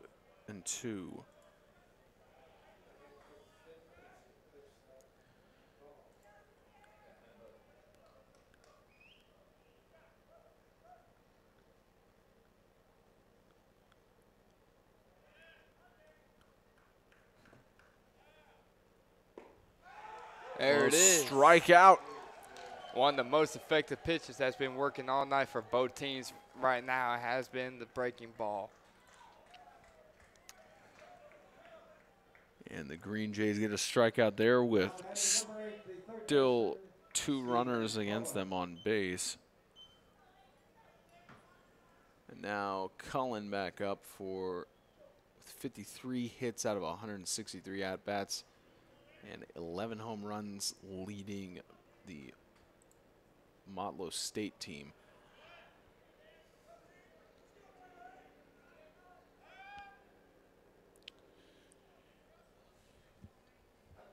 Facing a situation here for the Bucs to potentially get back in this ball game.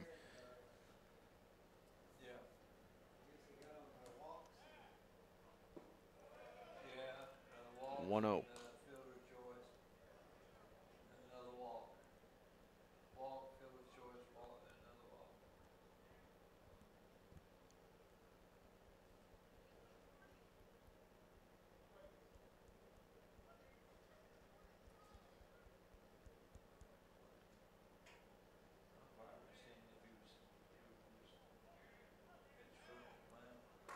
Ooh. And looks like it cracked the face. It looks like it almost hit off of the face mask of the batter. Yeah, it looked like that he was more really looking for a breaking ball right there. But it just came in faster and faster. They didn't realize it wasn't one. So, yeah, move out of the way quick. So now bases loaded.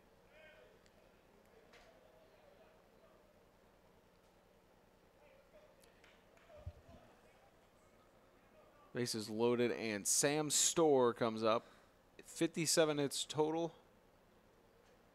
Coming into the playoffs with 10 doubles and 10 home runs. Just behind Cullen there. Very rare, but I wonder when the first Grand Slam will be in the playoffs. Probably a rarity if we even see one. I don't know, but really, I mean, there's been several times where bases have been loaded, and you got Sam Storr right here. I mean, you've got great hitters, powerful hitters like him with especially 10 with a doubles, 6.34 slugging average. that too, and 10 home runs.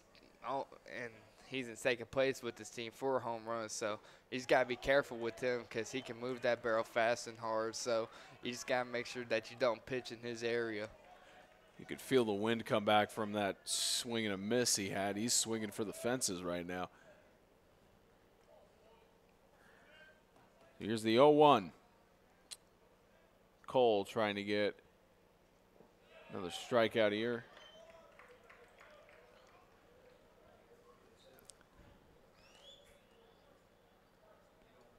Now, it's very rare that coaches want to do the intentional walk. Intentional walk with bases loaded, but with a huge slugger like James Storr, that might be a small consideration.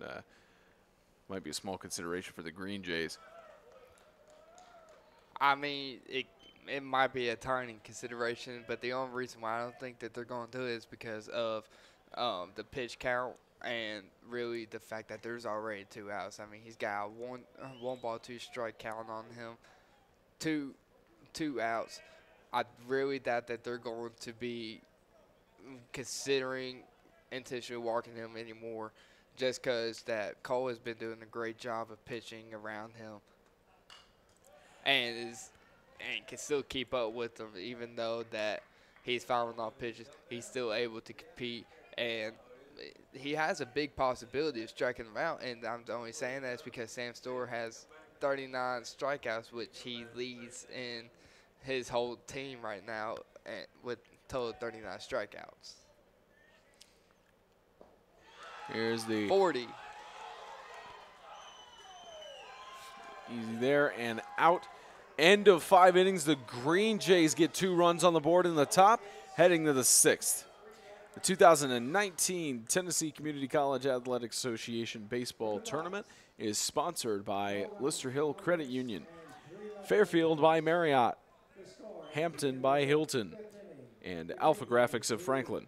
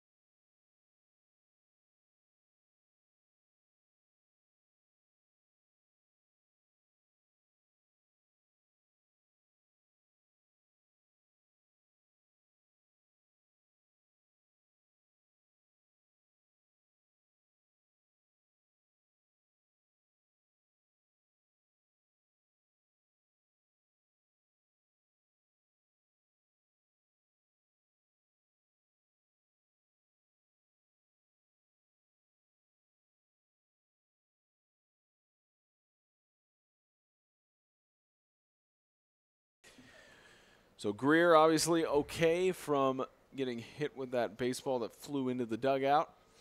And the freshman designated hitter at a 3.19 average is trying to go for something here. Strike one.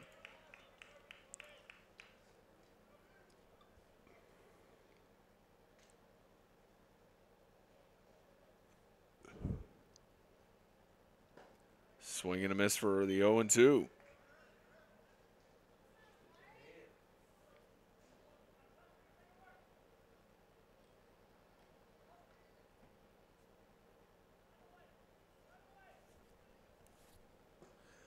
And struck him out for the first out. That's number 8. And officially now, Kobe Foster has surpassed 100 strikeouts combined for the season and the playoffs. And 8 of those coming in tonight.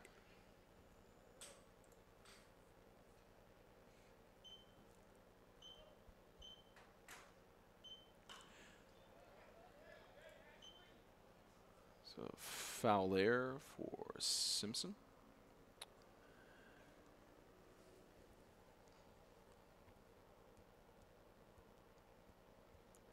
Simpson with 1 double, 2 triples, and 3 home runs. Faces the 0-2.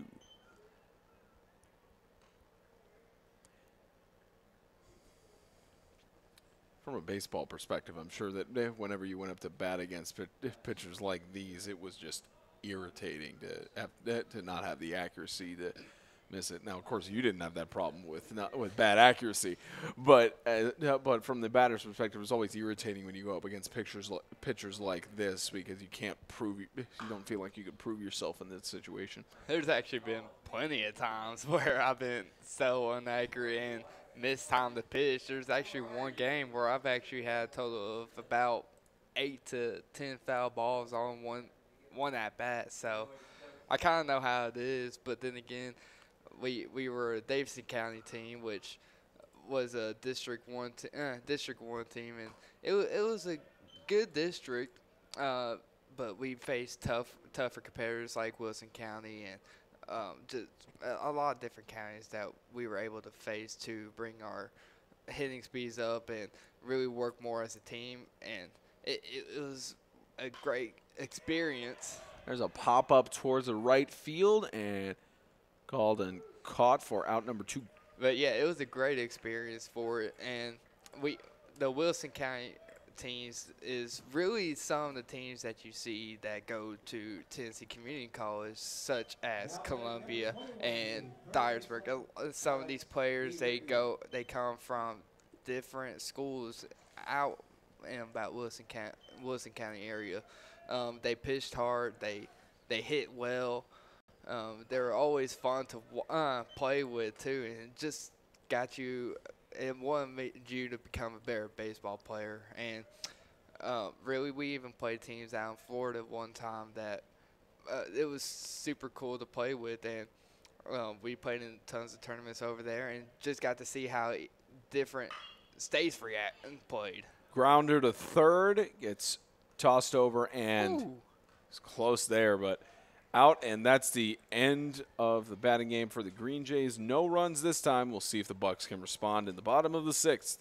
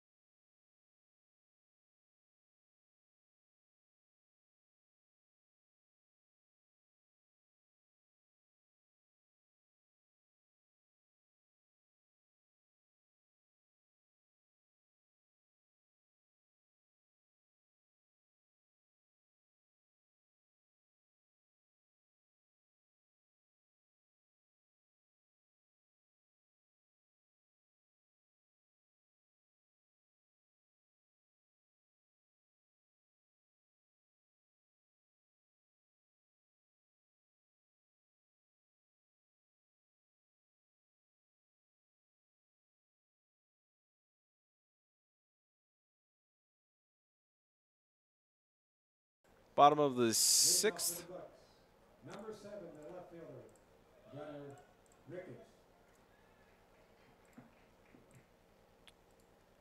Bottom of the sixth has Motlow has Ricketts up to bat. Number 7, Roberts is up. Strike one.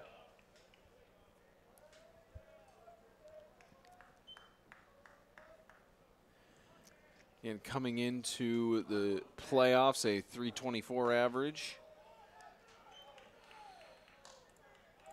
A 2-0 count here. He has 11 doubles, 6 home runs, and 1 triple.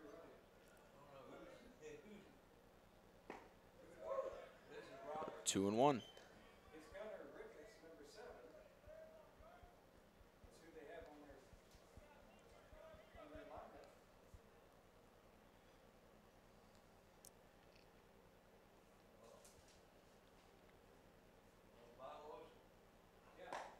Outside for 3 and 1. Well, I just put 7 up there, but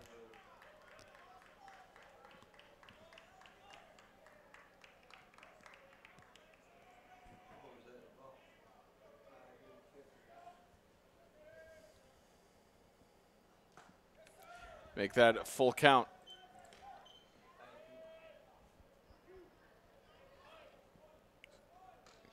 Gunnar Ricketts has been struck out 24 times, walked 13 times. And pop up there, that's head behind the foul line. We're not going to get the souvenir at this point. You never know. It would be a hard thing for it to get over that thing without hitting on the top. It'd be one of those miracle angles if it were to bounce up in here in the press box. Like I said, I'm sure we'll get a souvenir baseball at the end of this. Oh, no, I'm not worried about that. I just want to see if I can catch one. Never caught one barehanded, so I'll just see if I could. I'm surprised you didn't bring your catcher's glove, your pitcher's glove. Oh, I should have. Yeah, bring your glove. There's Outside and they walk him. That's walk number 14 for Ricketts. Well, if I did that, I wouldn't be in here. I'd be in the stands. Yeah. Have to find another baseball player to analyze the game. Well, you got all these players over here. I don't know if I can get any of them up in the booth, but Fair enough.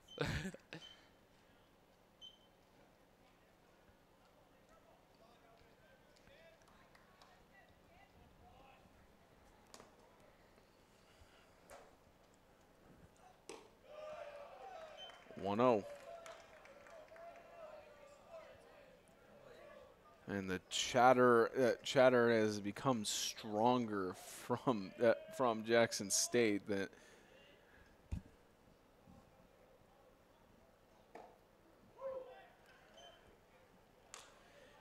and if Motlow advances, it's going to be a battle of the dugouts between them and Dyersburg. But right now they're down 2-0, so they have to try and get something going here. So 2-1 count.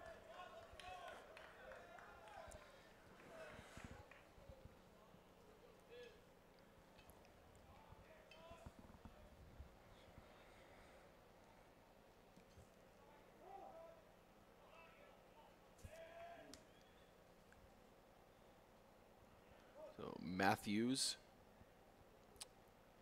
sophomore, gets a swing and a miss there for an even count.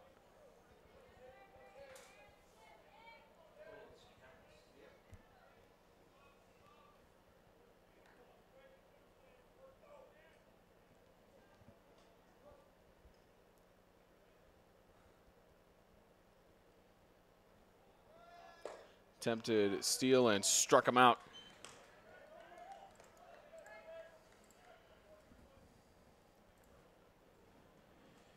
He tags back to first, and Zach Bondurant. The designated hitter, Zach Bondurant. Bondurant with a 163, stolen 5 bases, and only caught once. 11 strikeouts for him. And for Cole. It's strikeout 11 after that. So now he's up to 89 combined for the regular and postseason.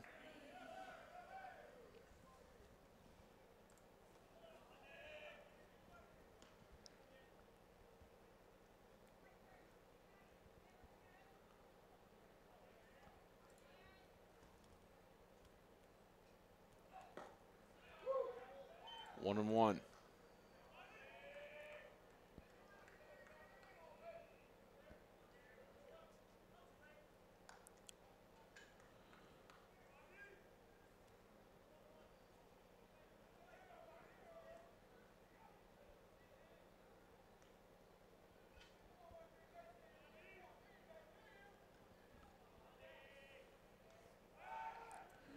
Tags first. Again, that's a pattern we've seen from Cole throughout the game. He prefers the runners on base to not lead off. Yeah, that's like one of the things that really makes or breaks a pitcher as they keep focus is that they feel under pressure of when there's a runner on first because they like it when there's no runner on first or even second, any base in particular, because they just want to make sure that they're doing their job right. And I know how it feels because I've always felt that way. But it's really in the line of just testing your focus out and trusting yourself into throwing a pitch that's going to force a ground ball. And if you make a ground ball pitch and they hit the ground ball, then that is perfect. But it saves you from an error and a runner going to second and possibly third if you overthrow first base. It's a foul there. Still an even count with 2-2.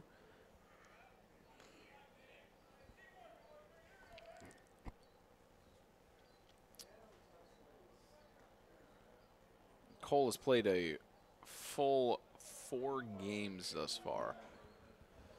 If he keeps up his performance here, he'll probably get game 5 fully played.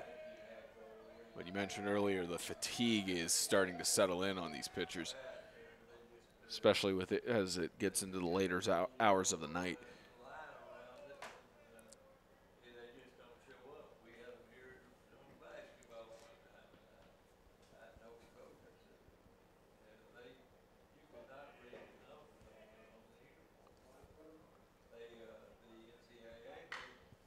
Ground ball, the third baseman can't get it there, and they're going to keep advancing. Keeping them going, stop at third, slide in, gets in second and third. And the Bucs have a chance to get their first run of the game and potentially get the lead.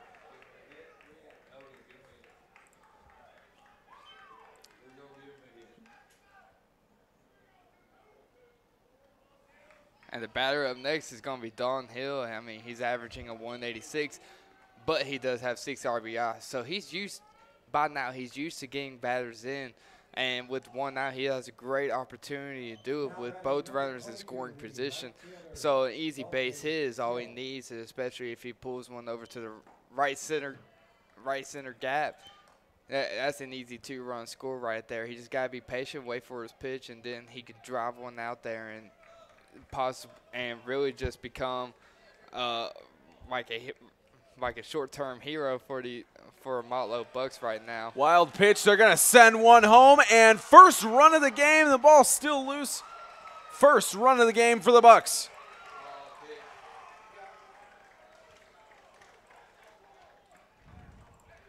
So now 2-1, and the Motlow Bucs are going crazy on the bench as we look here at the replay. Yeah, Darren Cole, he's just getting a little too ahead of himself right there, and he was just trying to heat one by him. Really just kind of spiked the ball and got it right past the catcher, and which really ensured a run in just because of the deflection of the ball with the backstop, and it got the Motlow dugout hyped up and ready to go. Strike one.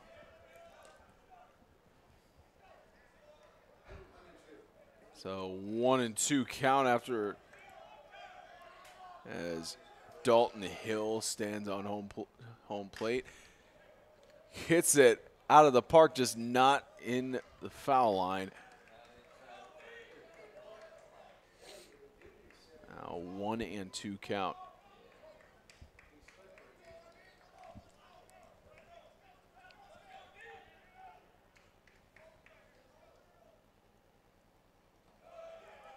Wild pitch again for even count.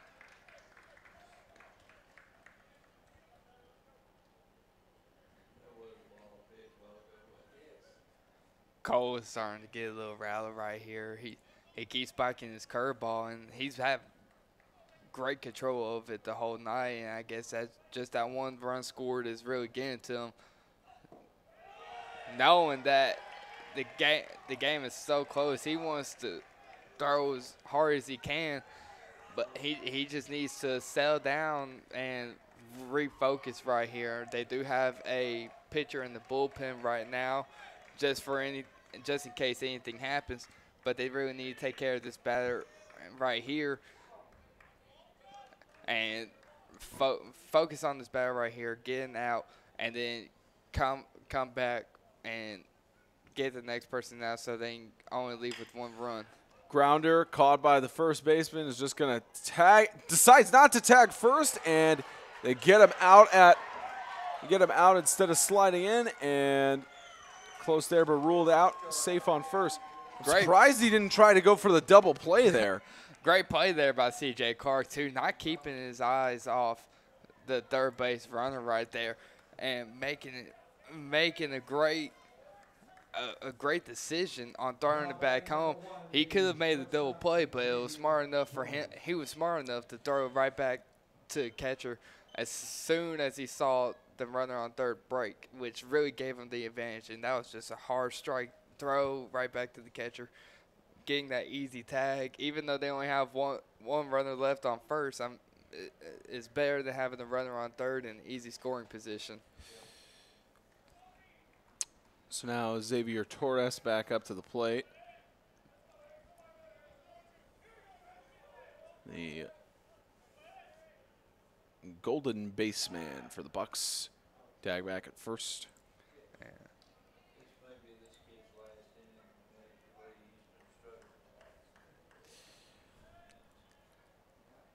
So Cole standing up on the mound. Oh, strike there. Yeah. Cole's major problem right now is just checking the runner on first.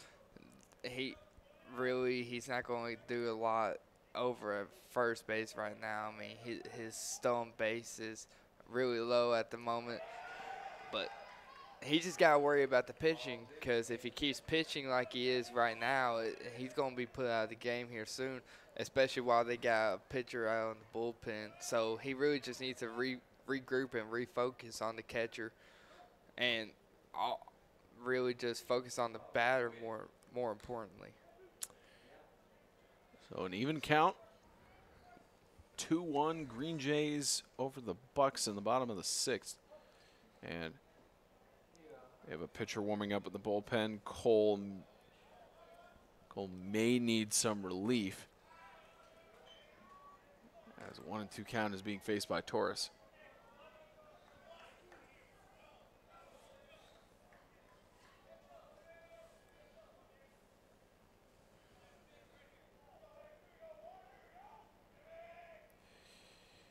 Here's the 1-2. Struck him out. So the end of the bottom of the sixth, the Bucs finally get on the board. They cut the deficit in half. 2-1 Green Jays over the Bucs.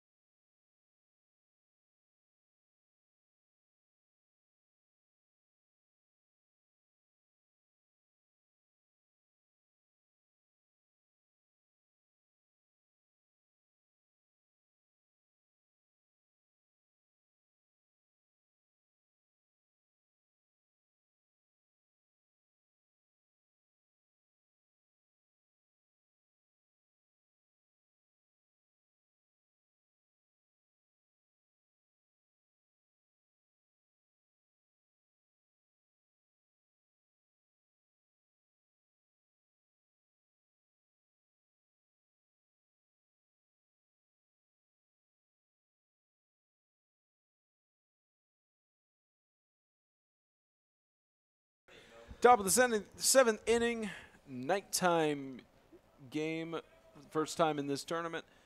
Spencer Thompson and Austin Ray bringing you every game for the Tennessee Community College Athletic Association Baseball Tournament of 2019. Live here from Columbia, Tennessee at Columbia State Community College's Dave Hall Field with a 2-1 lead right now for the Green Jays over the Bucs, trying to be the second team of the day to pull off the upset and be the lower seed to beat the higher seed. Dyersburg did it earlier against Chattanooga. And Foster still in after 6 innings strong. Surpassed the 100 strikeout mark and has a 1-2 count here on Dunn.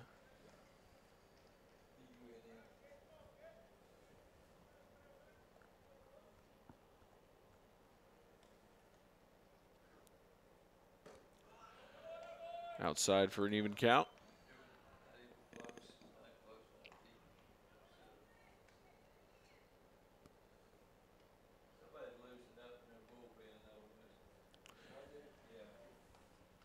And a deep hit to left center. Catch made for out number 1.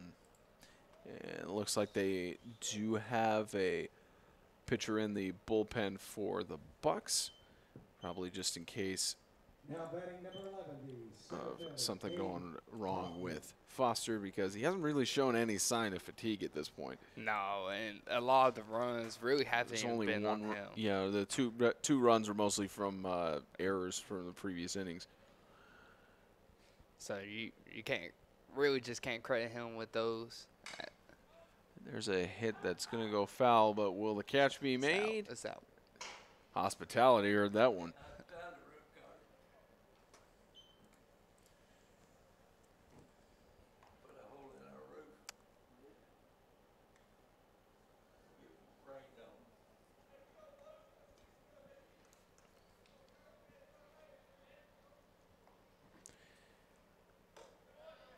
Right side, 1-1. Hey, look at the scoreboard now. 5 aces. Oh,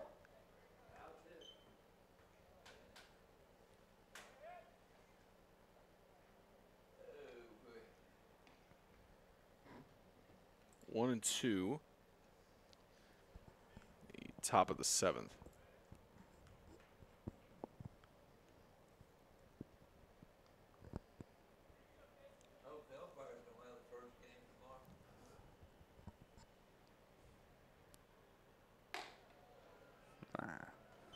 There's an even count at 2-2. Yeah, Foster just needs to relax right here. He's getting to himself. I'm pretty sure he's getting tired. He's already pitched 6 innings as it is. He's going for number 7 right now, so he really just needs to calm down, regroup, and get that ball down in the zone, especially with that curveball that he's been really using all night tonight. It's been super effective. He just needs to regain control of it and really just pound that strike zone like he has been all night. Both teams have pitchers warming up in their respective bullpens, but neither team making a change just yet.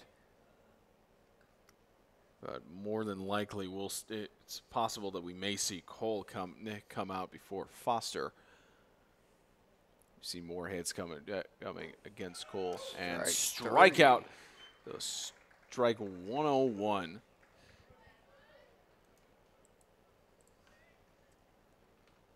Strikeout 101 and 6 in 2/3 innings. It's been a total of, I believe, almost 10 strikeouts this game.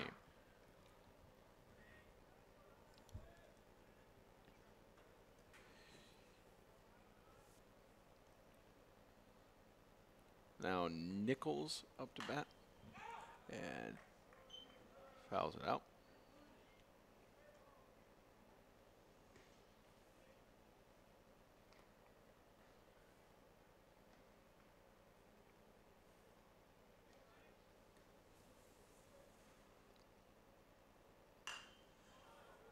to the right side there. Nichols with a 207. That bat 29 times. Been struck out 13 times. He faces an 0-2 here. Against a pitcher who's played a full 5 games. And pitched about 68 innings.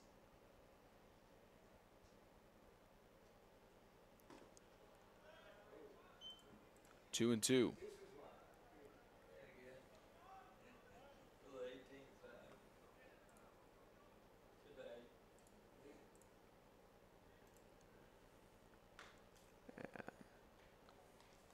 Another foul there is Chase Nichols is doing a great job battling out there, keeping himself alive, really, battling off pitches that are too close to become balls or strikes. Pitches that can go either way, so you got to give him credit, and he's really battling off pitches and that one pitch that can really get this team going.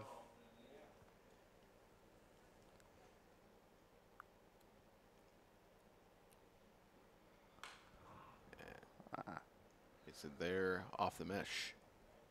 Looked like it almost had the trajectory to go back to the dugout. Yeah. He just tried to hold off on that. Would have been nightmare number 2 for Grier. Probably. Here's the 2-2. Full count now. As the Green Jays have not got 2 of their runs in the 5th inning. They only lead by 1 over the Bucs. And a deep hit to the right center. Treble. And bounces down. That's a base hit. He's going to go for the double. Gets in for it. It's a double for Chase Nichols. It's his first double of the season.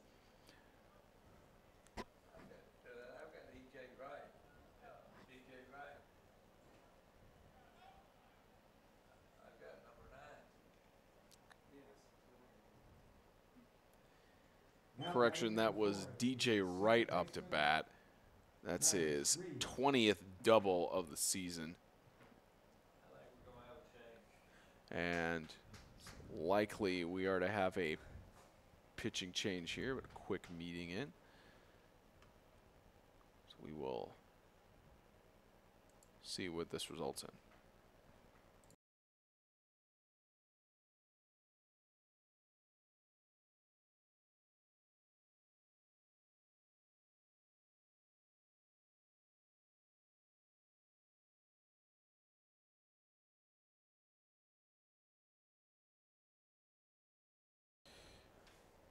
So no pitching change as of now, just a quick meeting.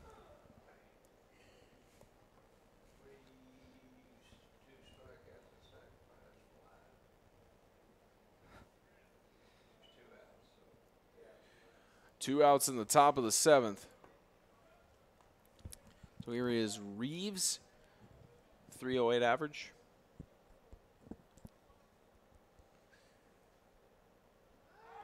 And tag back at second, safe.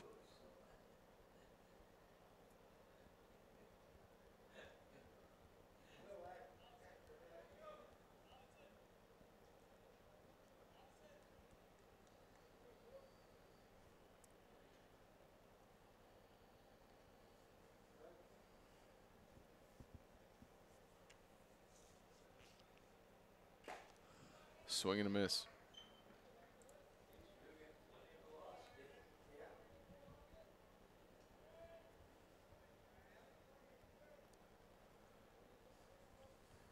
Foster standing strong.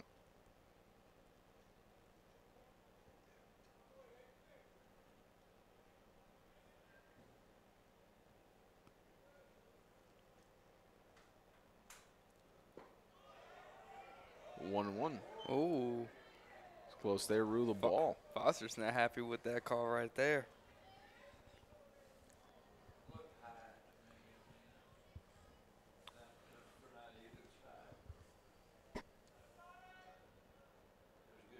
1-1 with 2 outs and runner on second.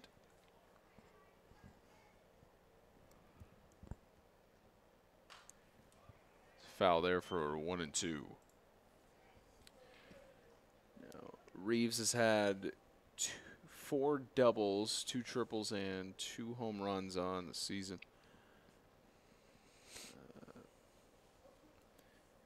And the risky thing, of course, is on-base percentage is .414, but when you get him on base, he leads the team in stolen bases with 12. So the risk of putting him on base could be one of those situations like we saw the Chargers do earlier on today with the runners on first and third and a quick steal back to home. So 2-2.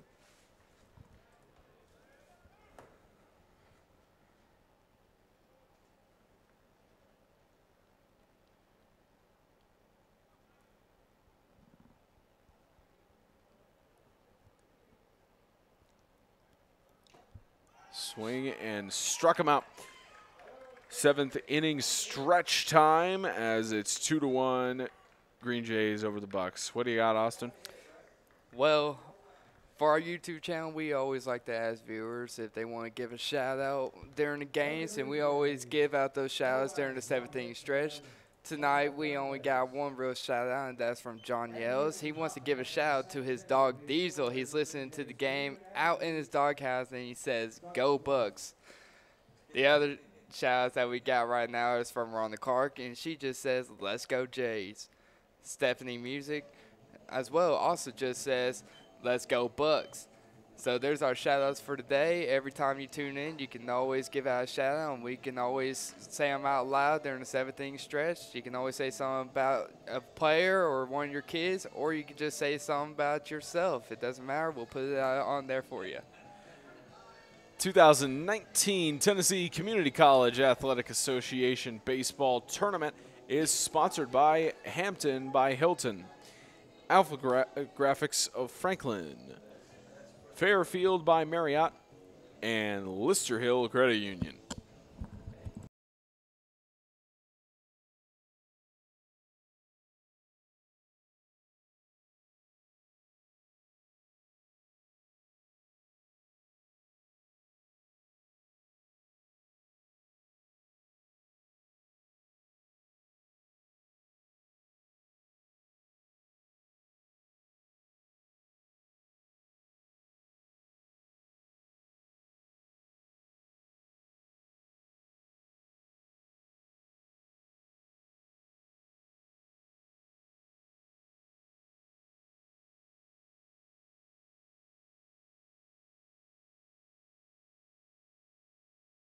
Bottom of the 7th, 2-1 lead for the Green Jays over the Bucs, as Montville State tries to get the game at least tied.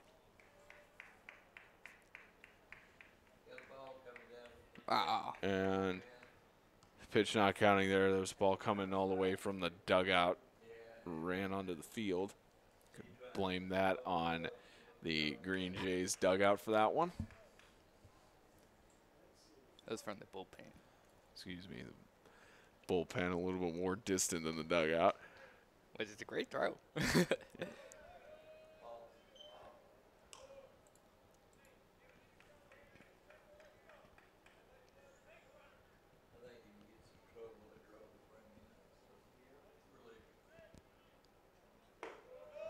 Two-0.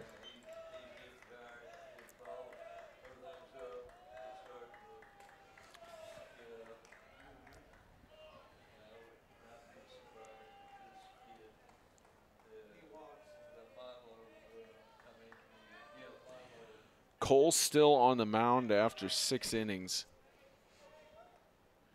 Just an example of how much trust both teams have in their pitchers, and how much of skill they have just to be able to last this long. That's why Cole's played a full 4 games, and of course why Foster has played a full 5 games. Yeah, Cole definitely at this moment. He's been real aggressive when it comes to pitching so far. He's been attacking the zone as much as he can. Now that he's getting further into the innings as it goes, and we're heading here to the really to the last stretch of the inning. He's really trying to pound the zone more while picking up his speed so he doesn't lose the intensity. The only thing about that is that he generally, when you do that, you lose more control of it, of all your pitches, and it doesn't matter if it was his fastball, the most accurate pitch you can ever think of. But it just takes a toll on you.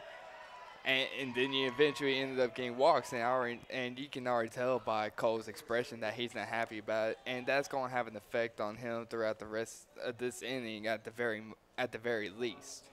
And looks like we are going to have the first pitching change of the game. Cole is going to get a relief. When we come back, we'll tell you who it is.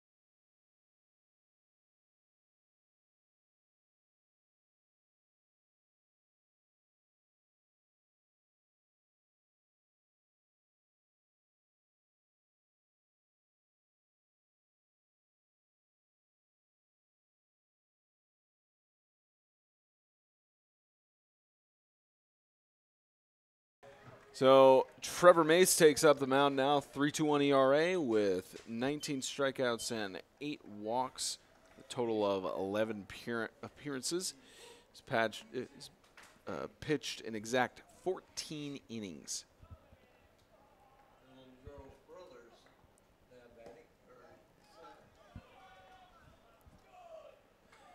And Patrick Music on home plate, facing a 1-0 count.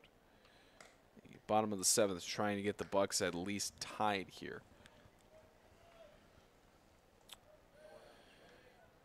And Cole stood strong for about 6 innings. Yep. Just a smidge over 6 innings and a 2-0 count. Spencer, these are one of the tough hitters to hit off of just because a lot of people are not used to the overhand throw. They're more looking at the three-quarter arm stride, but this makes this a tough hitter to hit off of just because the fastball comes down at you, and it's not like what some people are used to seeing. And whenever he throws a breaking ball, the ball's going to get dipped down a lot further than what it usually does, and it makes it a lot tougher to read a pitch if you're a hitter. Let's make this a 2-1. Straight down and even.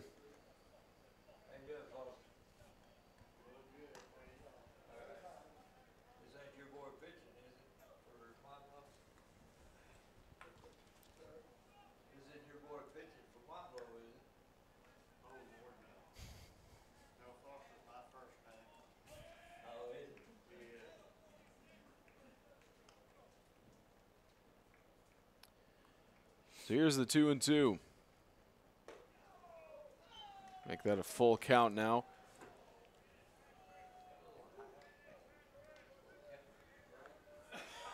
The Green Jays have a total of 2 runs, 3 hits, and 1 error thus far.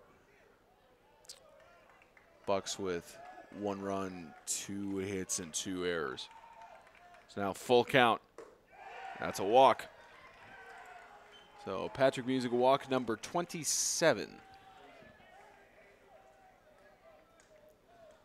Now runners on first and second for the Bucs. Chance to get a score here with 0 outs thus far. Yeah, if Trevor Mace wants to bring that out count up, he's going to have to learn how to get that ball more through the zone, more downward action if he can. Really come down with it and make it to where they can hit it. That's what a lot of pitchers are taught, and that's to always pitch to where they can hit it. And the reason why they say that is if they can hit it, they can miss it too. So it works both ways, and just Trevor Mace, he's got a rare arm. Right past the pitcher to second base. A tag out there. Attempted double play. Did he get it? Nope. He's safe. Didn't keep his foot on the base.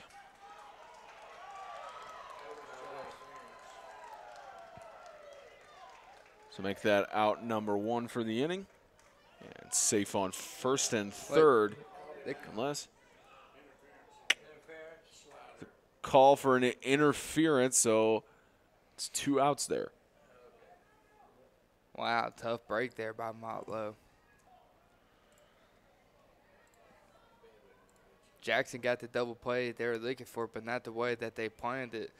So that's a bright side for them, but it's a downside for Motlow just because now it's 2 outs, but they do have a runner in scoring position.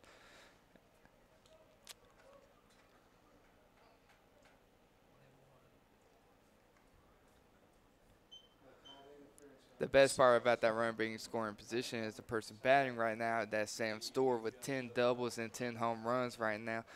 He's one of the players that coach is really happy to see that's on there on the plate and knows that he can produce a hit. He just got to make the contact for it. And this could possibly be the last time that he is up to bat within these next 2 innings, but we never know for sure just because it is early to tell. But it is a good chance for him to at least tie up the game for Motlow. 2-1 right now. Green Jays over the Bucs. Winner of this goes on to face Dyersburg State. The Eagles in the second round of the winners bracket.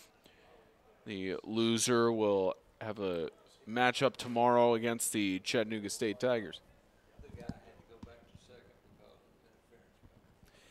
So runner still on second due to the interference. Grounder gets past the first baseman. They're going to send him home, and the Bucs tie it up. There's a slide in. Is he safe? Yes. Yes. They tie it up in the bottom of the 7th.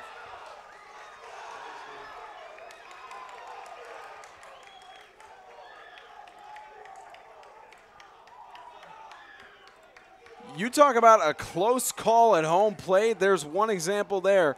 Yeah. And one of the many reasons to enjoy instant replay. Just look at it. Sam did a great job of making that ball right into the outfield. And every time, usually on second base, if you got a great runner on second and you hit one into the outfield ground ball, you're more than likely going to score. And that was a great throw by the right fielder. Just didn't get it there just in time. It was still on target and almost there on time, but just not quite. And ended up Motlow scoring and tying the game up. Now a runner on first with still 2 outs.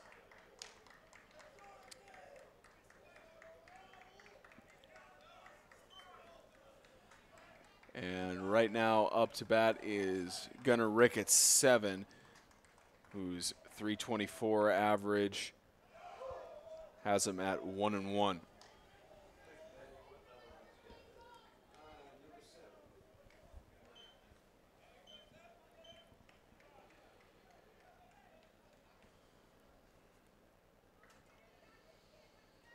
I wouldn't be surprised if this is the first playoff game we have go to extra innings, Austin. No, I wouldn't either. Keeping it.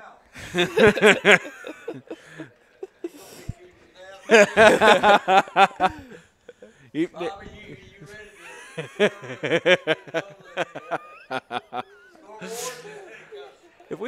If you guys haven't heard all the fodder that's been going on throughout the tournament up here. We love all the guys in the press box up here. Statistician up here, guy has been covering at least Columbia State athletics for over 30 years, and the 2-2 count here.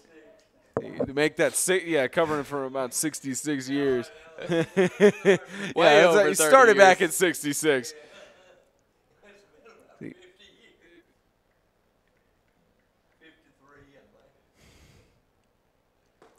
Swing and a miss, strike him out, and the Bucs with the ultimate hit back tie it up at 2 runs each heading into the 8th. The score at the end of the 7th.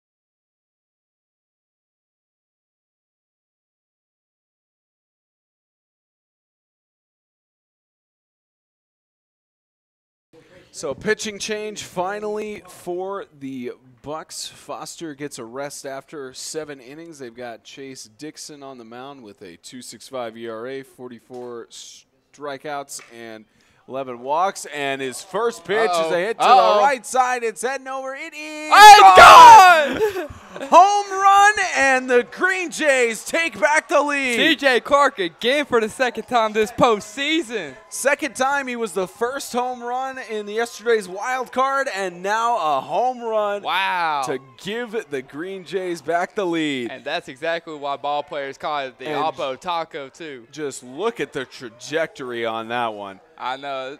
As soon as the crack of the bat, it is already gone.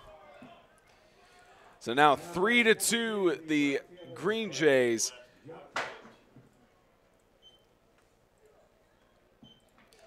Off of the first pitch of Chase Dixon.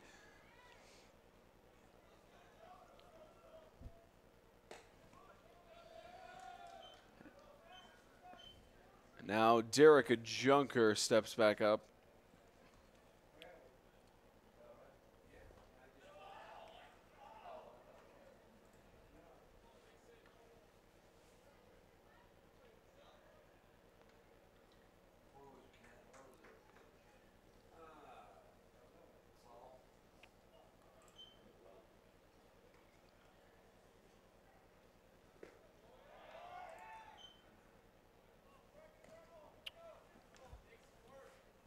looks like, I believe, the 2-1 count right now.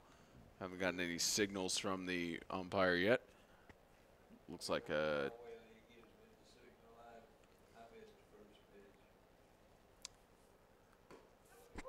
there's a strike there. It's 3-1.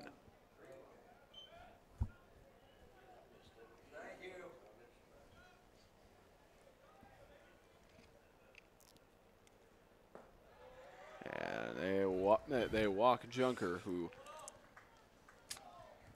has a total of 4 stolen bases. Heading up to first base, and we will next see again Gruyere, who designated hitter, though he got hit in the dugout with that line drive. He's now back up. He's back up to bat for the second time, and 319 average going into this game, or at least going into the playoffs, because the statistics have not been updated as the wild card yesterday. It's the Jackson State statisticians not putting it up on the website just yet. And it's 1-0.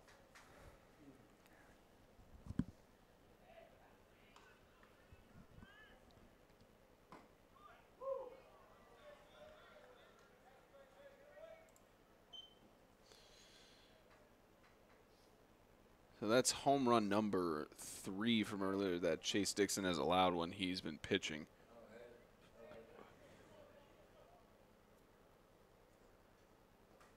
And low ball there, and wild pitch advanced to second.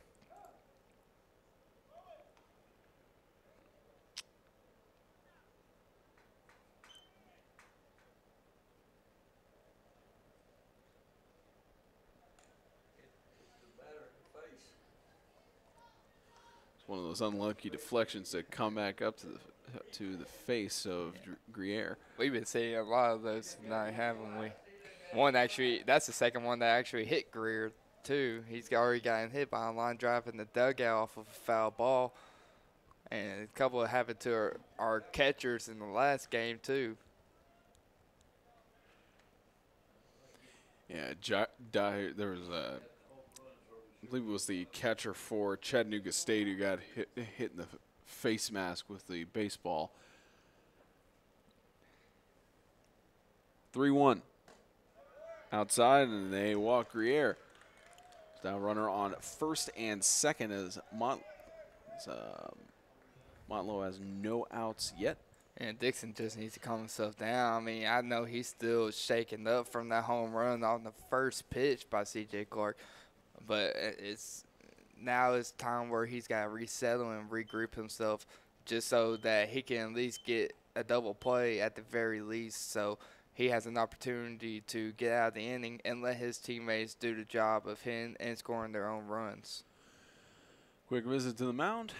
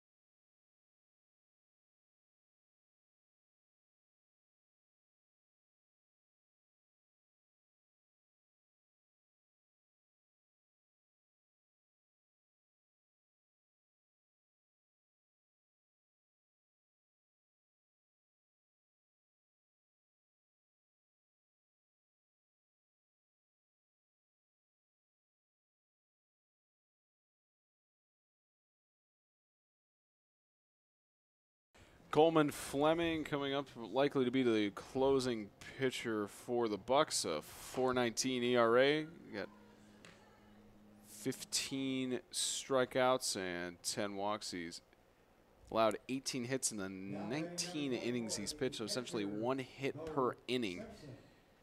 And has made 9 appearances as a freshman. Now the Green Jays trying to increase their lead from the 1 homer.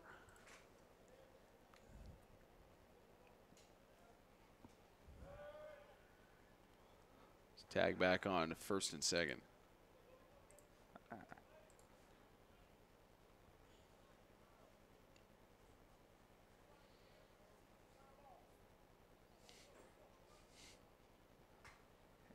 Yeah, for freshman year, his first big tournament for junior college right now. He's just trying to get situated and relax up there as much as he can.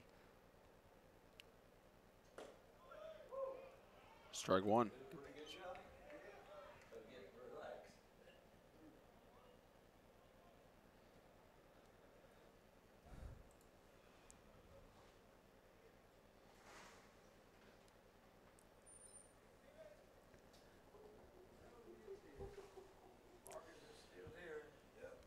And the team that won the wild card against the Raiders of Rowan State is leading the higher-seeded Bucs 3-2 at the moment. If they win this game, they would be they're right now the only wild card team left in the winners bracket. So if they win this game, then they would just continue on with that. Vol State getting eliminated from the winners bracket today. They'll be facing off against the Chargers at 10 a.m. So in about 11 hours.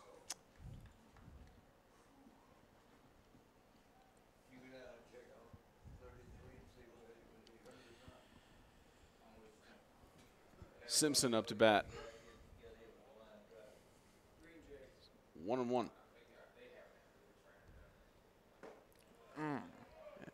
Strike 2. Yeah, he really won all of that one. They still got adrenaline pumping through him from CJ Clark's home run.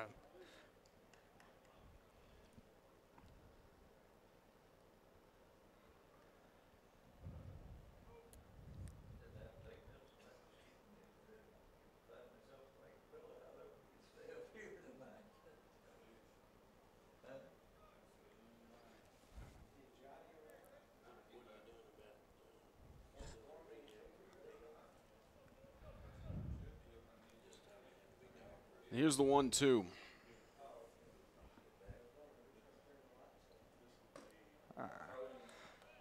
Fleming needs to just calm down. He needs to throw strikes right here, and really he just needs to refocus, throw the strikes down, and make them get the ground balls that they really need at this point, because you can't afford to walk another runner, especially when you got another hitter coming up, and one of our best-known hitters, DeRiggy, which is powerful.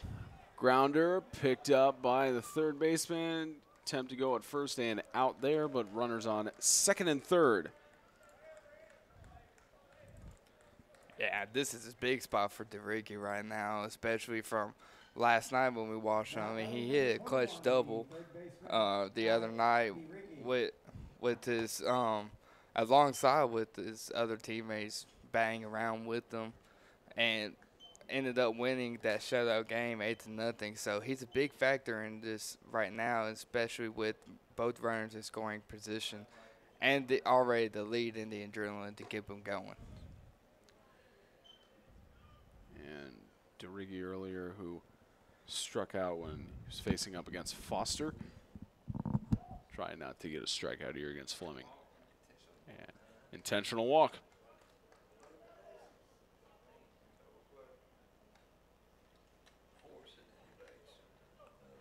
So now bases loaded with only 1 out. Green Jays chance to increase their lead even more. Dunn with a .307 slugging average.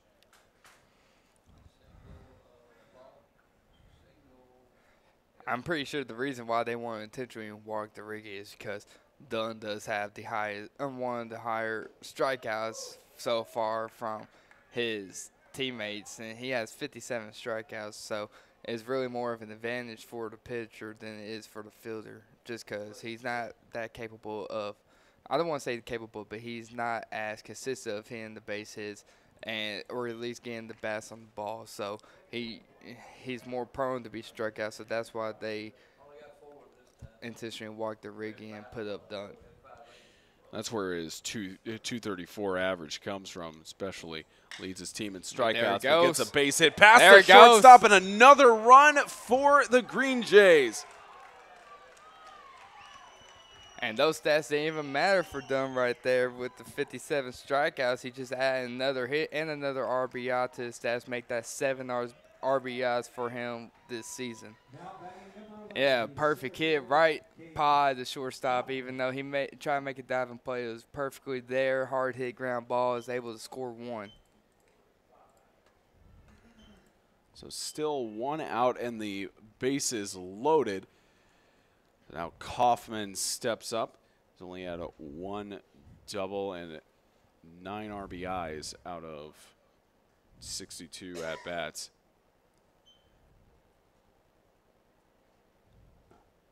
Swing and a miss.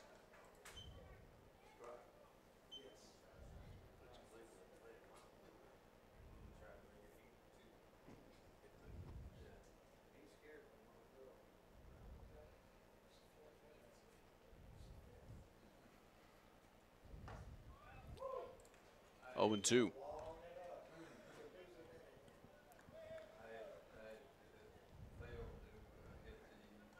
Yeah, Kaufman big on strikeouts too, compared to his average of 242 average with 20 strikeouts. He only has 9 RBIs, but 1 home run and 1 double.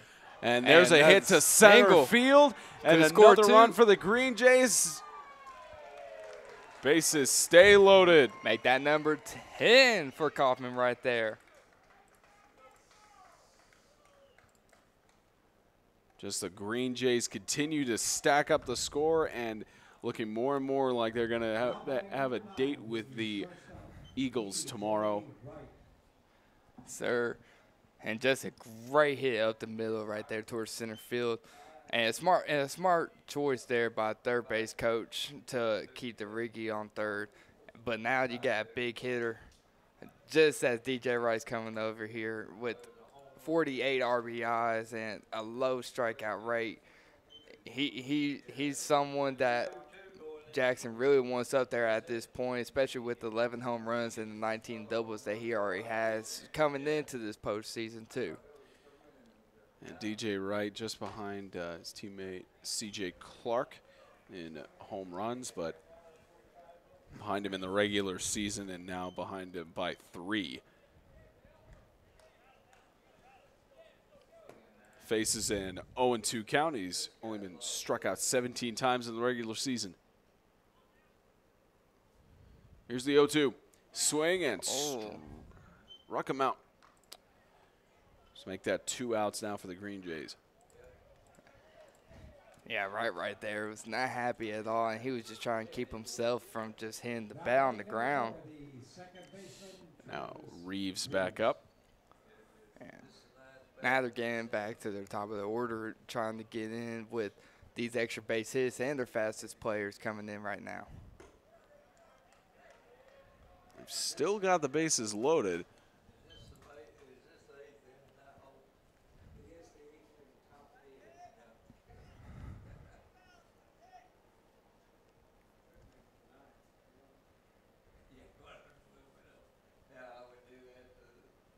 There it is. And a huge hit to left field. It's not deep enough. And not deep enough. That'll end the inning. Left 3 on base.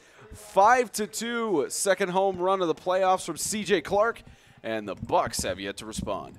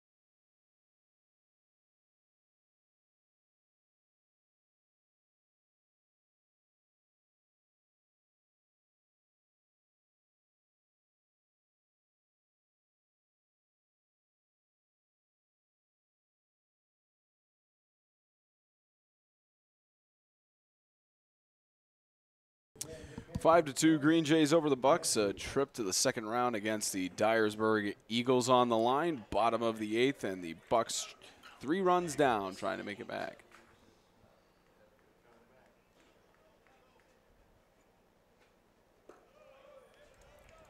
One 0.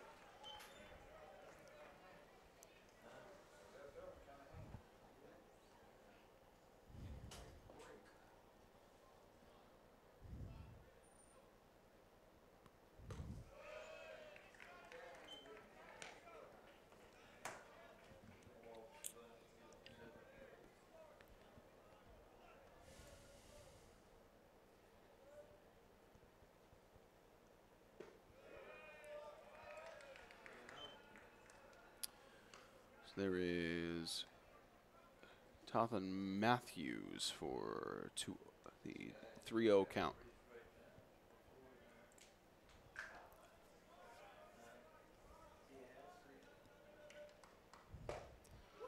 Inside for 3-1.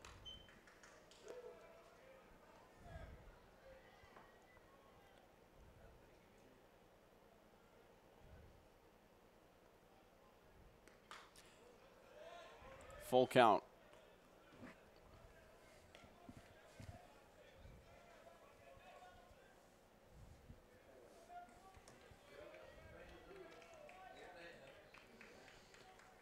Full count now for Matthews.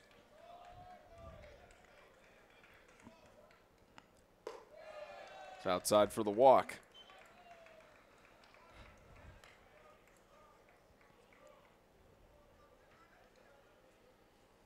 Now batting number 13, the designated hitter, Zach Bondurant. Now Zach Bondurant, 163 average on 49 appearances.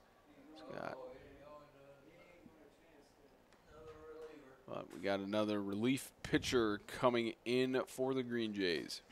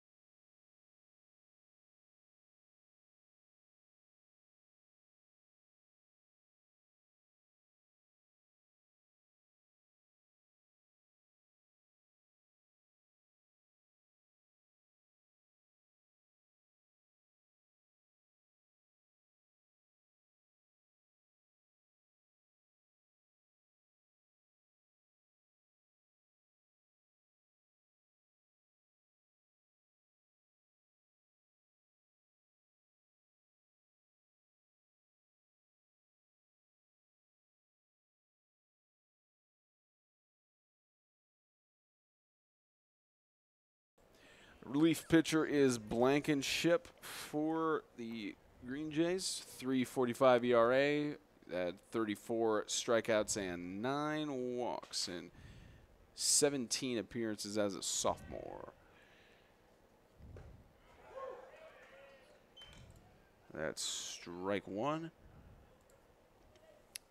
Strike one for Zach Bondurant. 163 average going into the playoffs as the Bucs face elimination from the winners bracket.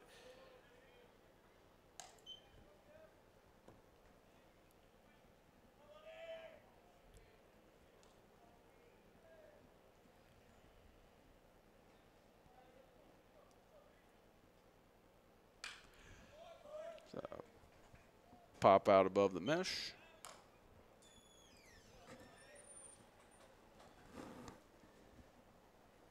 One and two.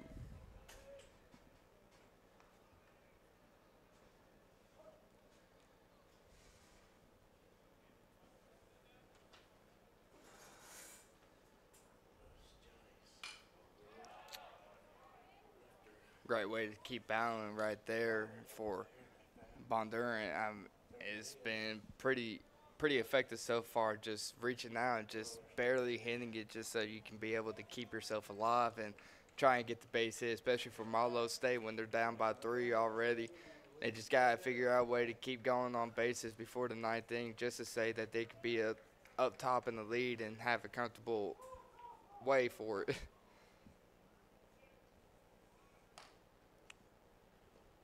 1 and 2 count for Bondurant. As Blankenship with a 34 strikeouts thus far going into the postseason. Trying to go for number 35 here. Runner on first as well. And hit Great base left hit. field. Base hit there. And make that hit number 9.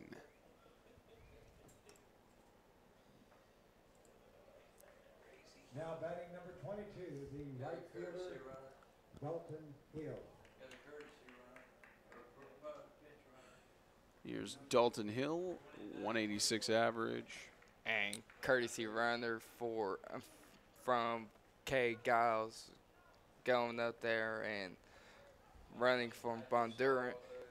6 stolen bases so far coming up into this postseason, so he's pretty quick on his feet, and hopefully that the coaches can use him for whenever there's a base hit that they can possibly drive him home.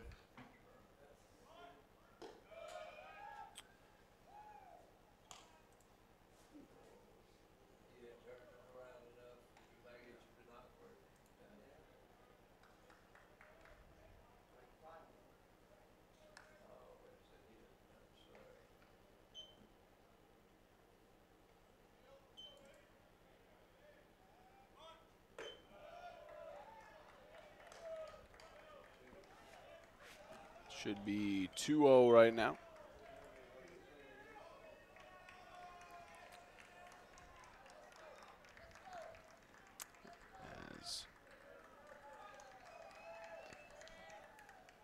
As Blankenship tries to get a strike here. And it's a foul there for 2-1. Runner on first and second, and still no outs here for the Bucs as they're trying to decrease the deficit, make it easier going into the bottom of the 9th. Yeah, if you look on Don Hill's stats right now, it shows that he has neither a sac fly or a sac hit, so they're having him bunt right here, hopefully to advance this runner on second to get him in better scoring position. And perfectly executed bunt right there, and hopefully he can get the first. And he's saving an error, and the Bucs will go ahead and get another run on the board, 5-3. And great bump there by Don Hill, and great base running from runners on first and second, be able to get over, score one, and have the other ones ready for scoring position. Great anticipation on both of them right there. Now batting number 1. Just a well-executed bunt there, and toss over just too high on the toss. Yeah, it's just that off-balance throw that's always hard to do, especially when you're turning in off-balance and throwing it off-balance. It's always hard to do, and that there's Motlow's team up and ready. Motlow comes back and wins this. He's Going to be a heck of a ball game tomorrow against the Eagles, but even the Green Jays and Eagles, a story of two of the lower seed teams against each other in the second round would be fantastic. Just any matchup that's set here will be great. So I'll make that 0-2.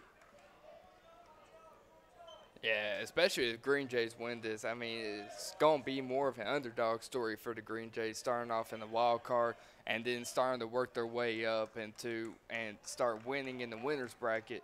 And it'll be pretty amazing to see how far they can go, especially going with that winners bracket all the way through if they can.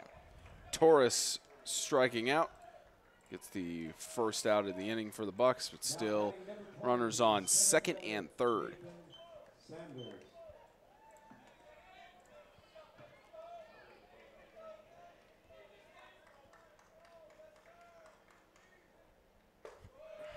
Strike one. That's Nathan Sanders up on the plate.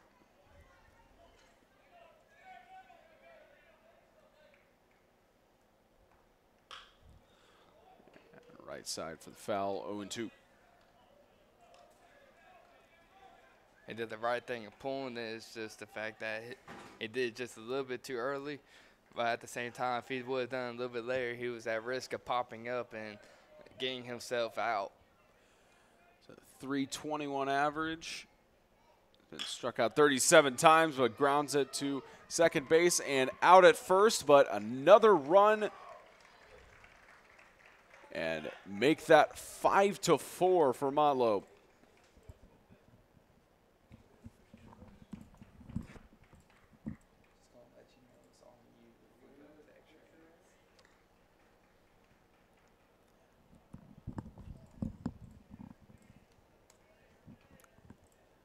So although it's out number 2, the Bucs have shaved the deficit down to just a single run. And with a runner on third, the Bucs can get a base hit here and tie it up. Yeah, they got a great person on here for doing that too, with the batter that has 30 RBIs. And 11 stolen bases. He can run and he can hit all at the same time. And it'll be amazing to see if he can come up right here. And if he does, then that's just a really clutch moment that they can have. And they can almost take control of this game just by the momentum that they have at the moment. 0-2.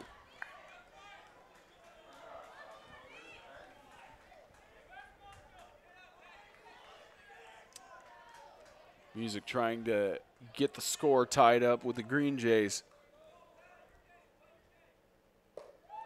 Outside. Yeah, Blankenship is just wanting to end it right here. So he's going to be throwing as hard as he can, but still trying to get into the strike zone and hopefully make him chase one up if he can. And Patrick Music has had 15 doubles. He's had plenty of base hits like that. And wild pitch there for the even count. Out of Music's 142 at-bats, he's had 50 hits. Looking for a potential hit 51. Swing and a miss, and we're headed to the top of the ninth. The Green Jays still lead the Bucs 5-4. The Tennessee Community College Athletic Association 2019 baseball tournament is sponsored by Lister Hill Credit Union, Fairfield by Marriott, Hampton by Hilton, and Alpha Graphics of Franklin.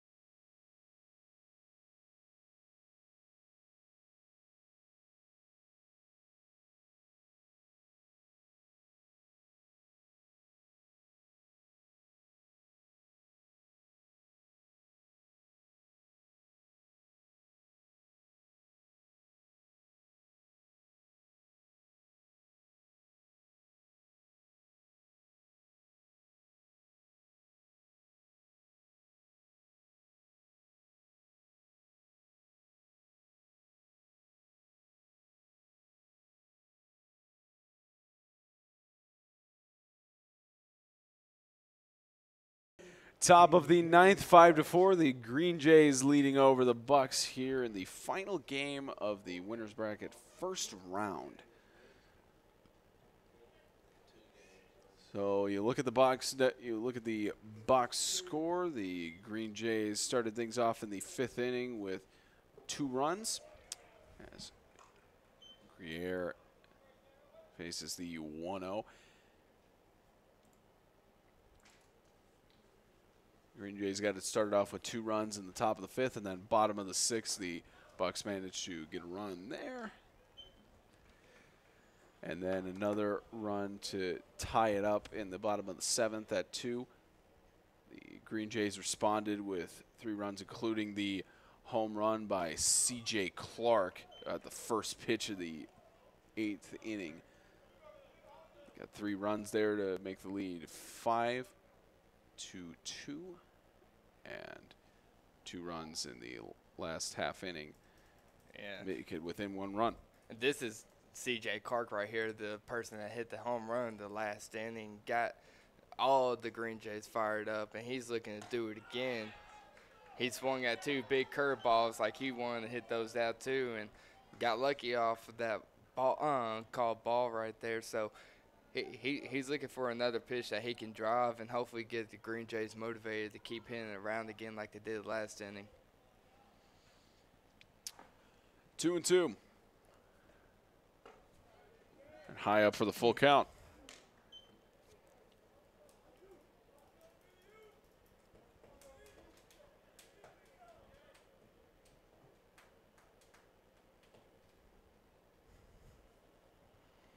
Full count pitch.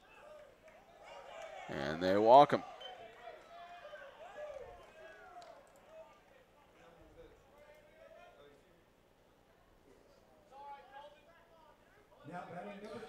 So now Derek Junker up to the plate.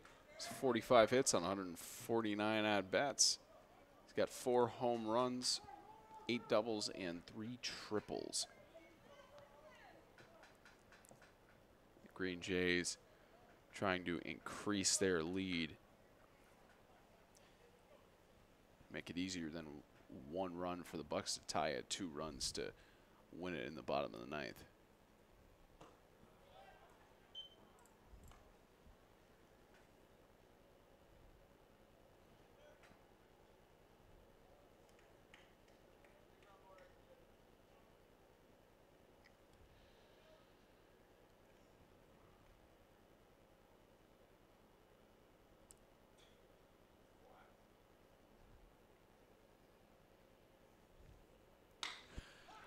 Grounder to third, gets past the shortstop, safe for a single. Now runners on first and second.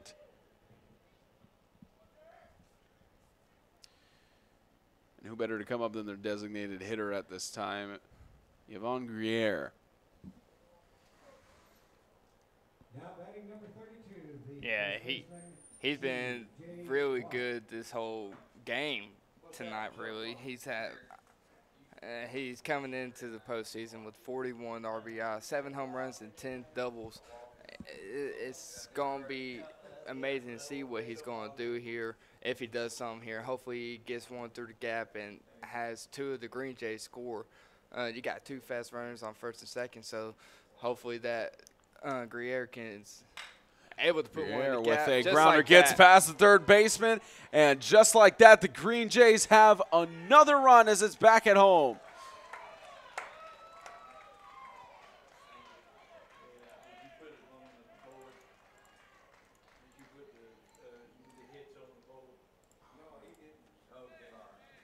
And just like that, 6-4, the Green Jays have got a 2-run lead.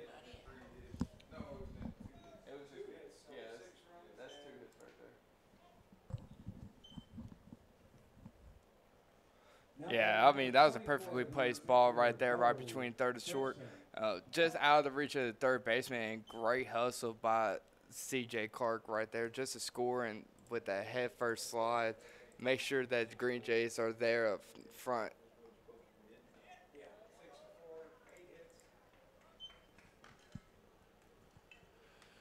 So now 6-4 in runs. The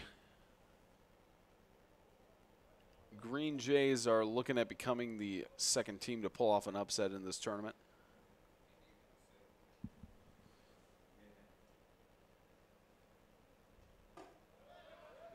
So far, 2 out of 5.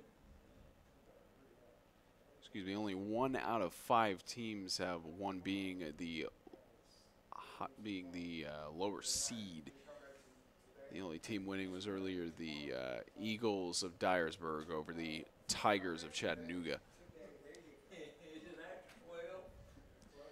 It's only 1 out of 5 in this 6th game. Looking like the Green Jays may be able to claim it. Hey, thank everybody for staying, and all the fans that have stuck with the thing, even though we went for 6 hours.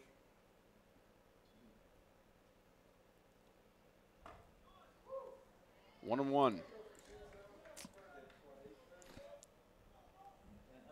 Spencer, I'm just glad that none of these kids are in school anymore right now. I mean, Hey, yeah, they just graduated. Why do you think they have the tournament the day after? They already know it's going to be a long night, just like this. And there's a huge one to the right side. Catch made at the foul line. Toss back in. And runner safe on first. For the first out in the top of the 9th.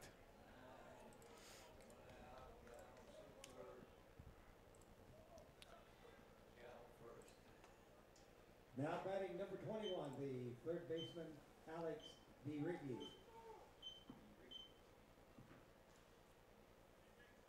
After the first 2 pitchers went out and turned into a bloodbath. So now DeRiggi back up to the plate.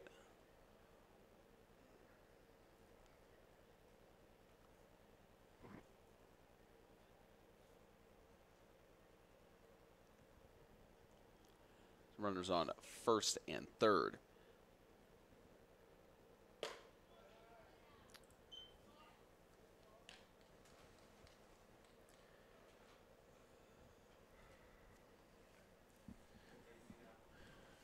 And although DeRiggi has not had a stellar night tonight, he's not a player you can underestimate, especially with 7 doubles and 4 home runs. Yeah, definitely. I mean, he is a power hitter. He just hasn't really been showing it. He can show with the stats, but it's just not as big as he wants it to be. And he knows that, so I'm pretty sure right now he's just trying to work more on the contact aspect and trying to see if he could bring his stats up and make it to where that his fellow teammates can go in and after his bases they can follow him afterwards, or he can bring in the RBI and bring in runs so they can win games just like they are right now.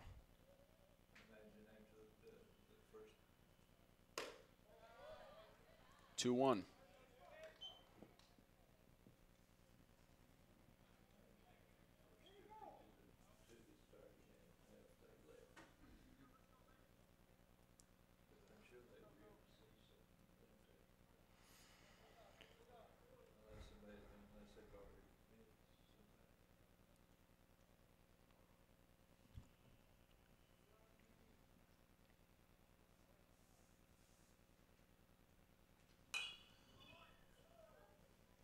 Evens up the count.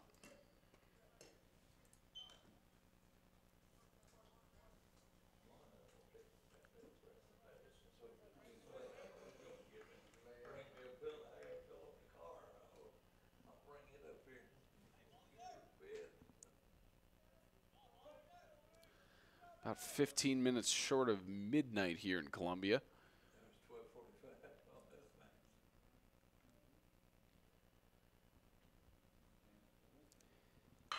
And a pop fly set to go, and catch made. Second out and toss to home. Will they get him out? No, and another run for the Green Jays, 7-4.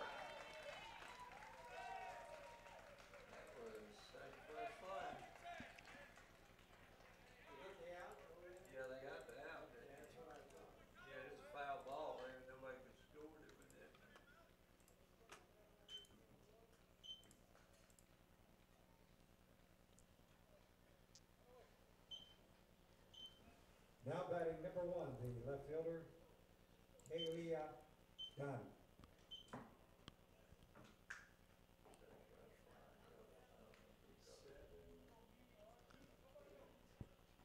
And 7-4, the Green Jays getting more of a stronghold on this game. Make it 2 outs in the top of the 9th.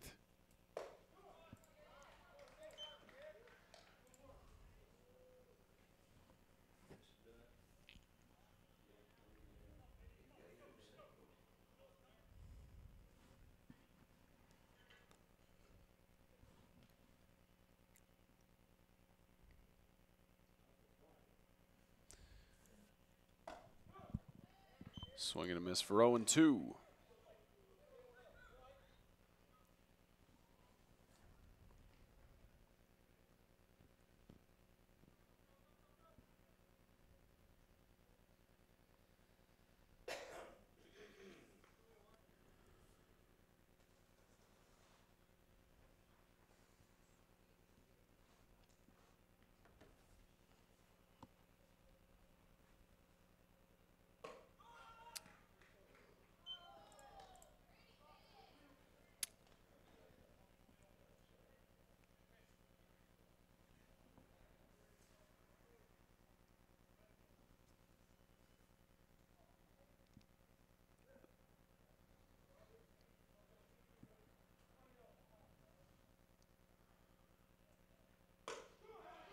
And strike out. So that'll end the top of the 9th inning. The Green Jays score 2. The Bucs down by 3. Chance to play against the Dyersburg Eagles. At the end of the top half of the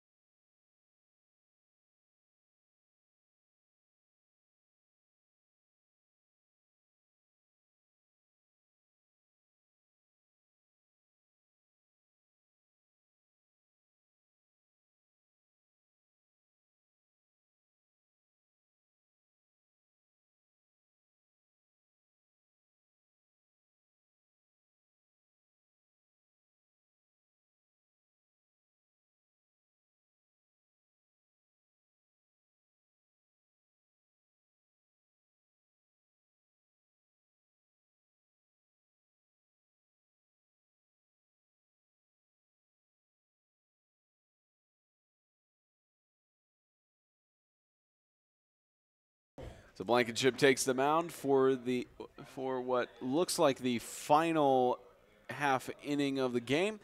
Green Jays lead 7-4 after 2 runs. Bucs trying to keep their winner's bracket hopes alive, and first strike. Stephen Colin up the bat right now. He's got 11 home runs coming into this postseason and 325 batting average. 0-2. 48 RBIs also coming in, but he has a total of 37 strikeouts coming into this season too. And with 163 at-bats, official at-bats, is 47 runs and 53 hits. So he's capable of hitting the ball. It's just a matter of fact if he can keep it in play and strike out. Ooh. So 2 outs away.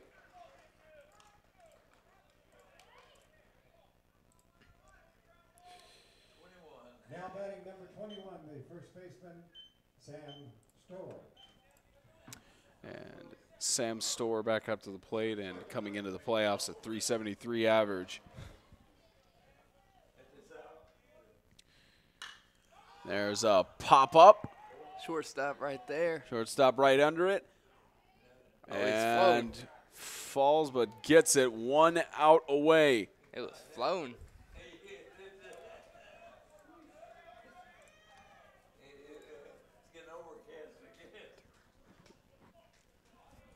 And Ricketts is Gunner Ricketts.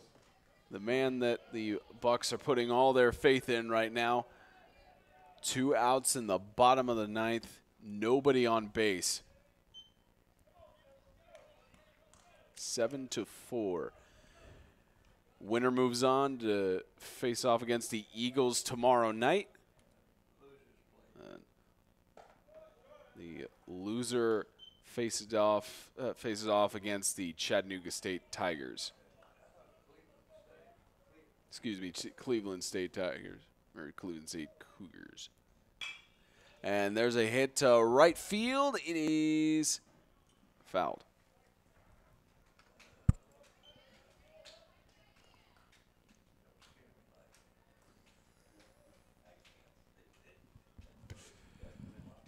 It's 1-1.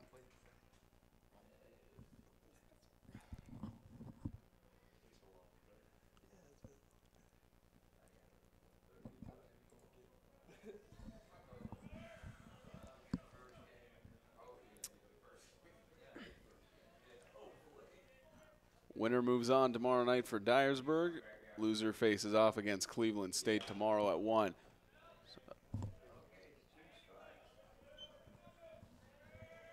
1-2.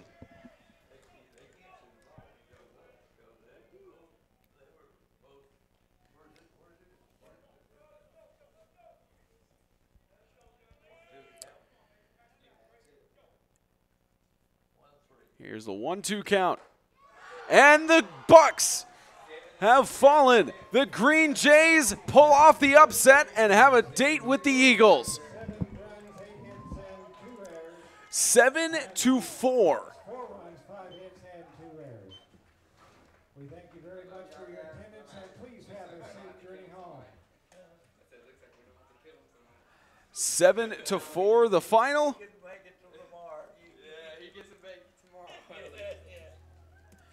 And we've got the schedule for you right here for tomorrow's slate of games. 10 o'clock tomorrow, the Chargers face off against the Pioneers in the first round of the losers bracket, followed at 1 o'clock by Cleveland State, the Cougars, and the Motlow State Bucs.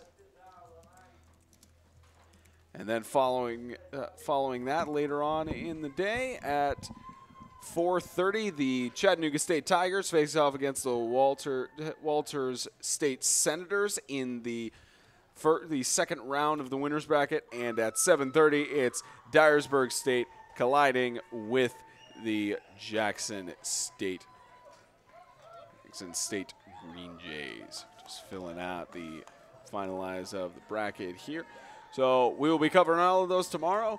We got to be back here in 10 hours, partner. It's going to be fun. We do that tomorrow, and we do that for one more day on Wednesday. Exactly. And reminder, guys, if you want to stay tuned to all of our games that we have during the tournaments, and if you want family members or relatives of any kind or just friends just to watch, you can always go on to our YouTube page, 2019 TCCAA Region VII Baseball Regional Tournament.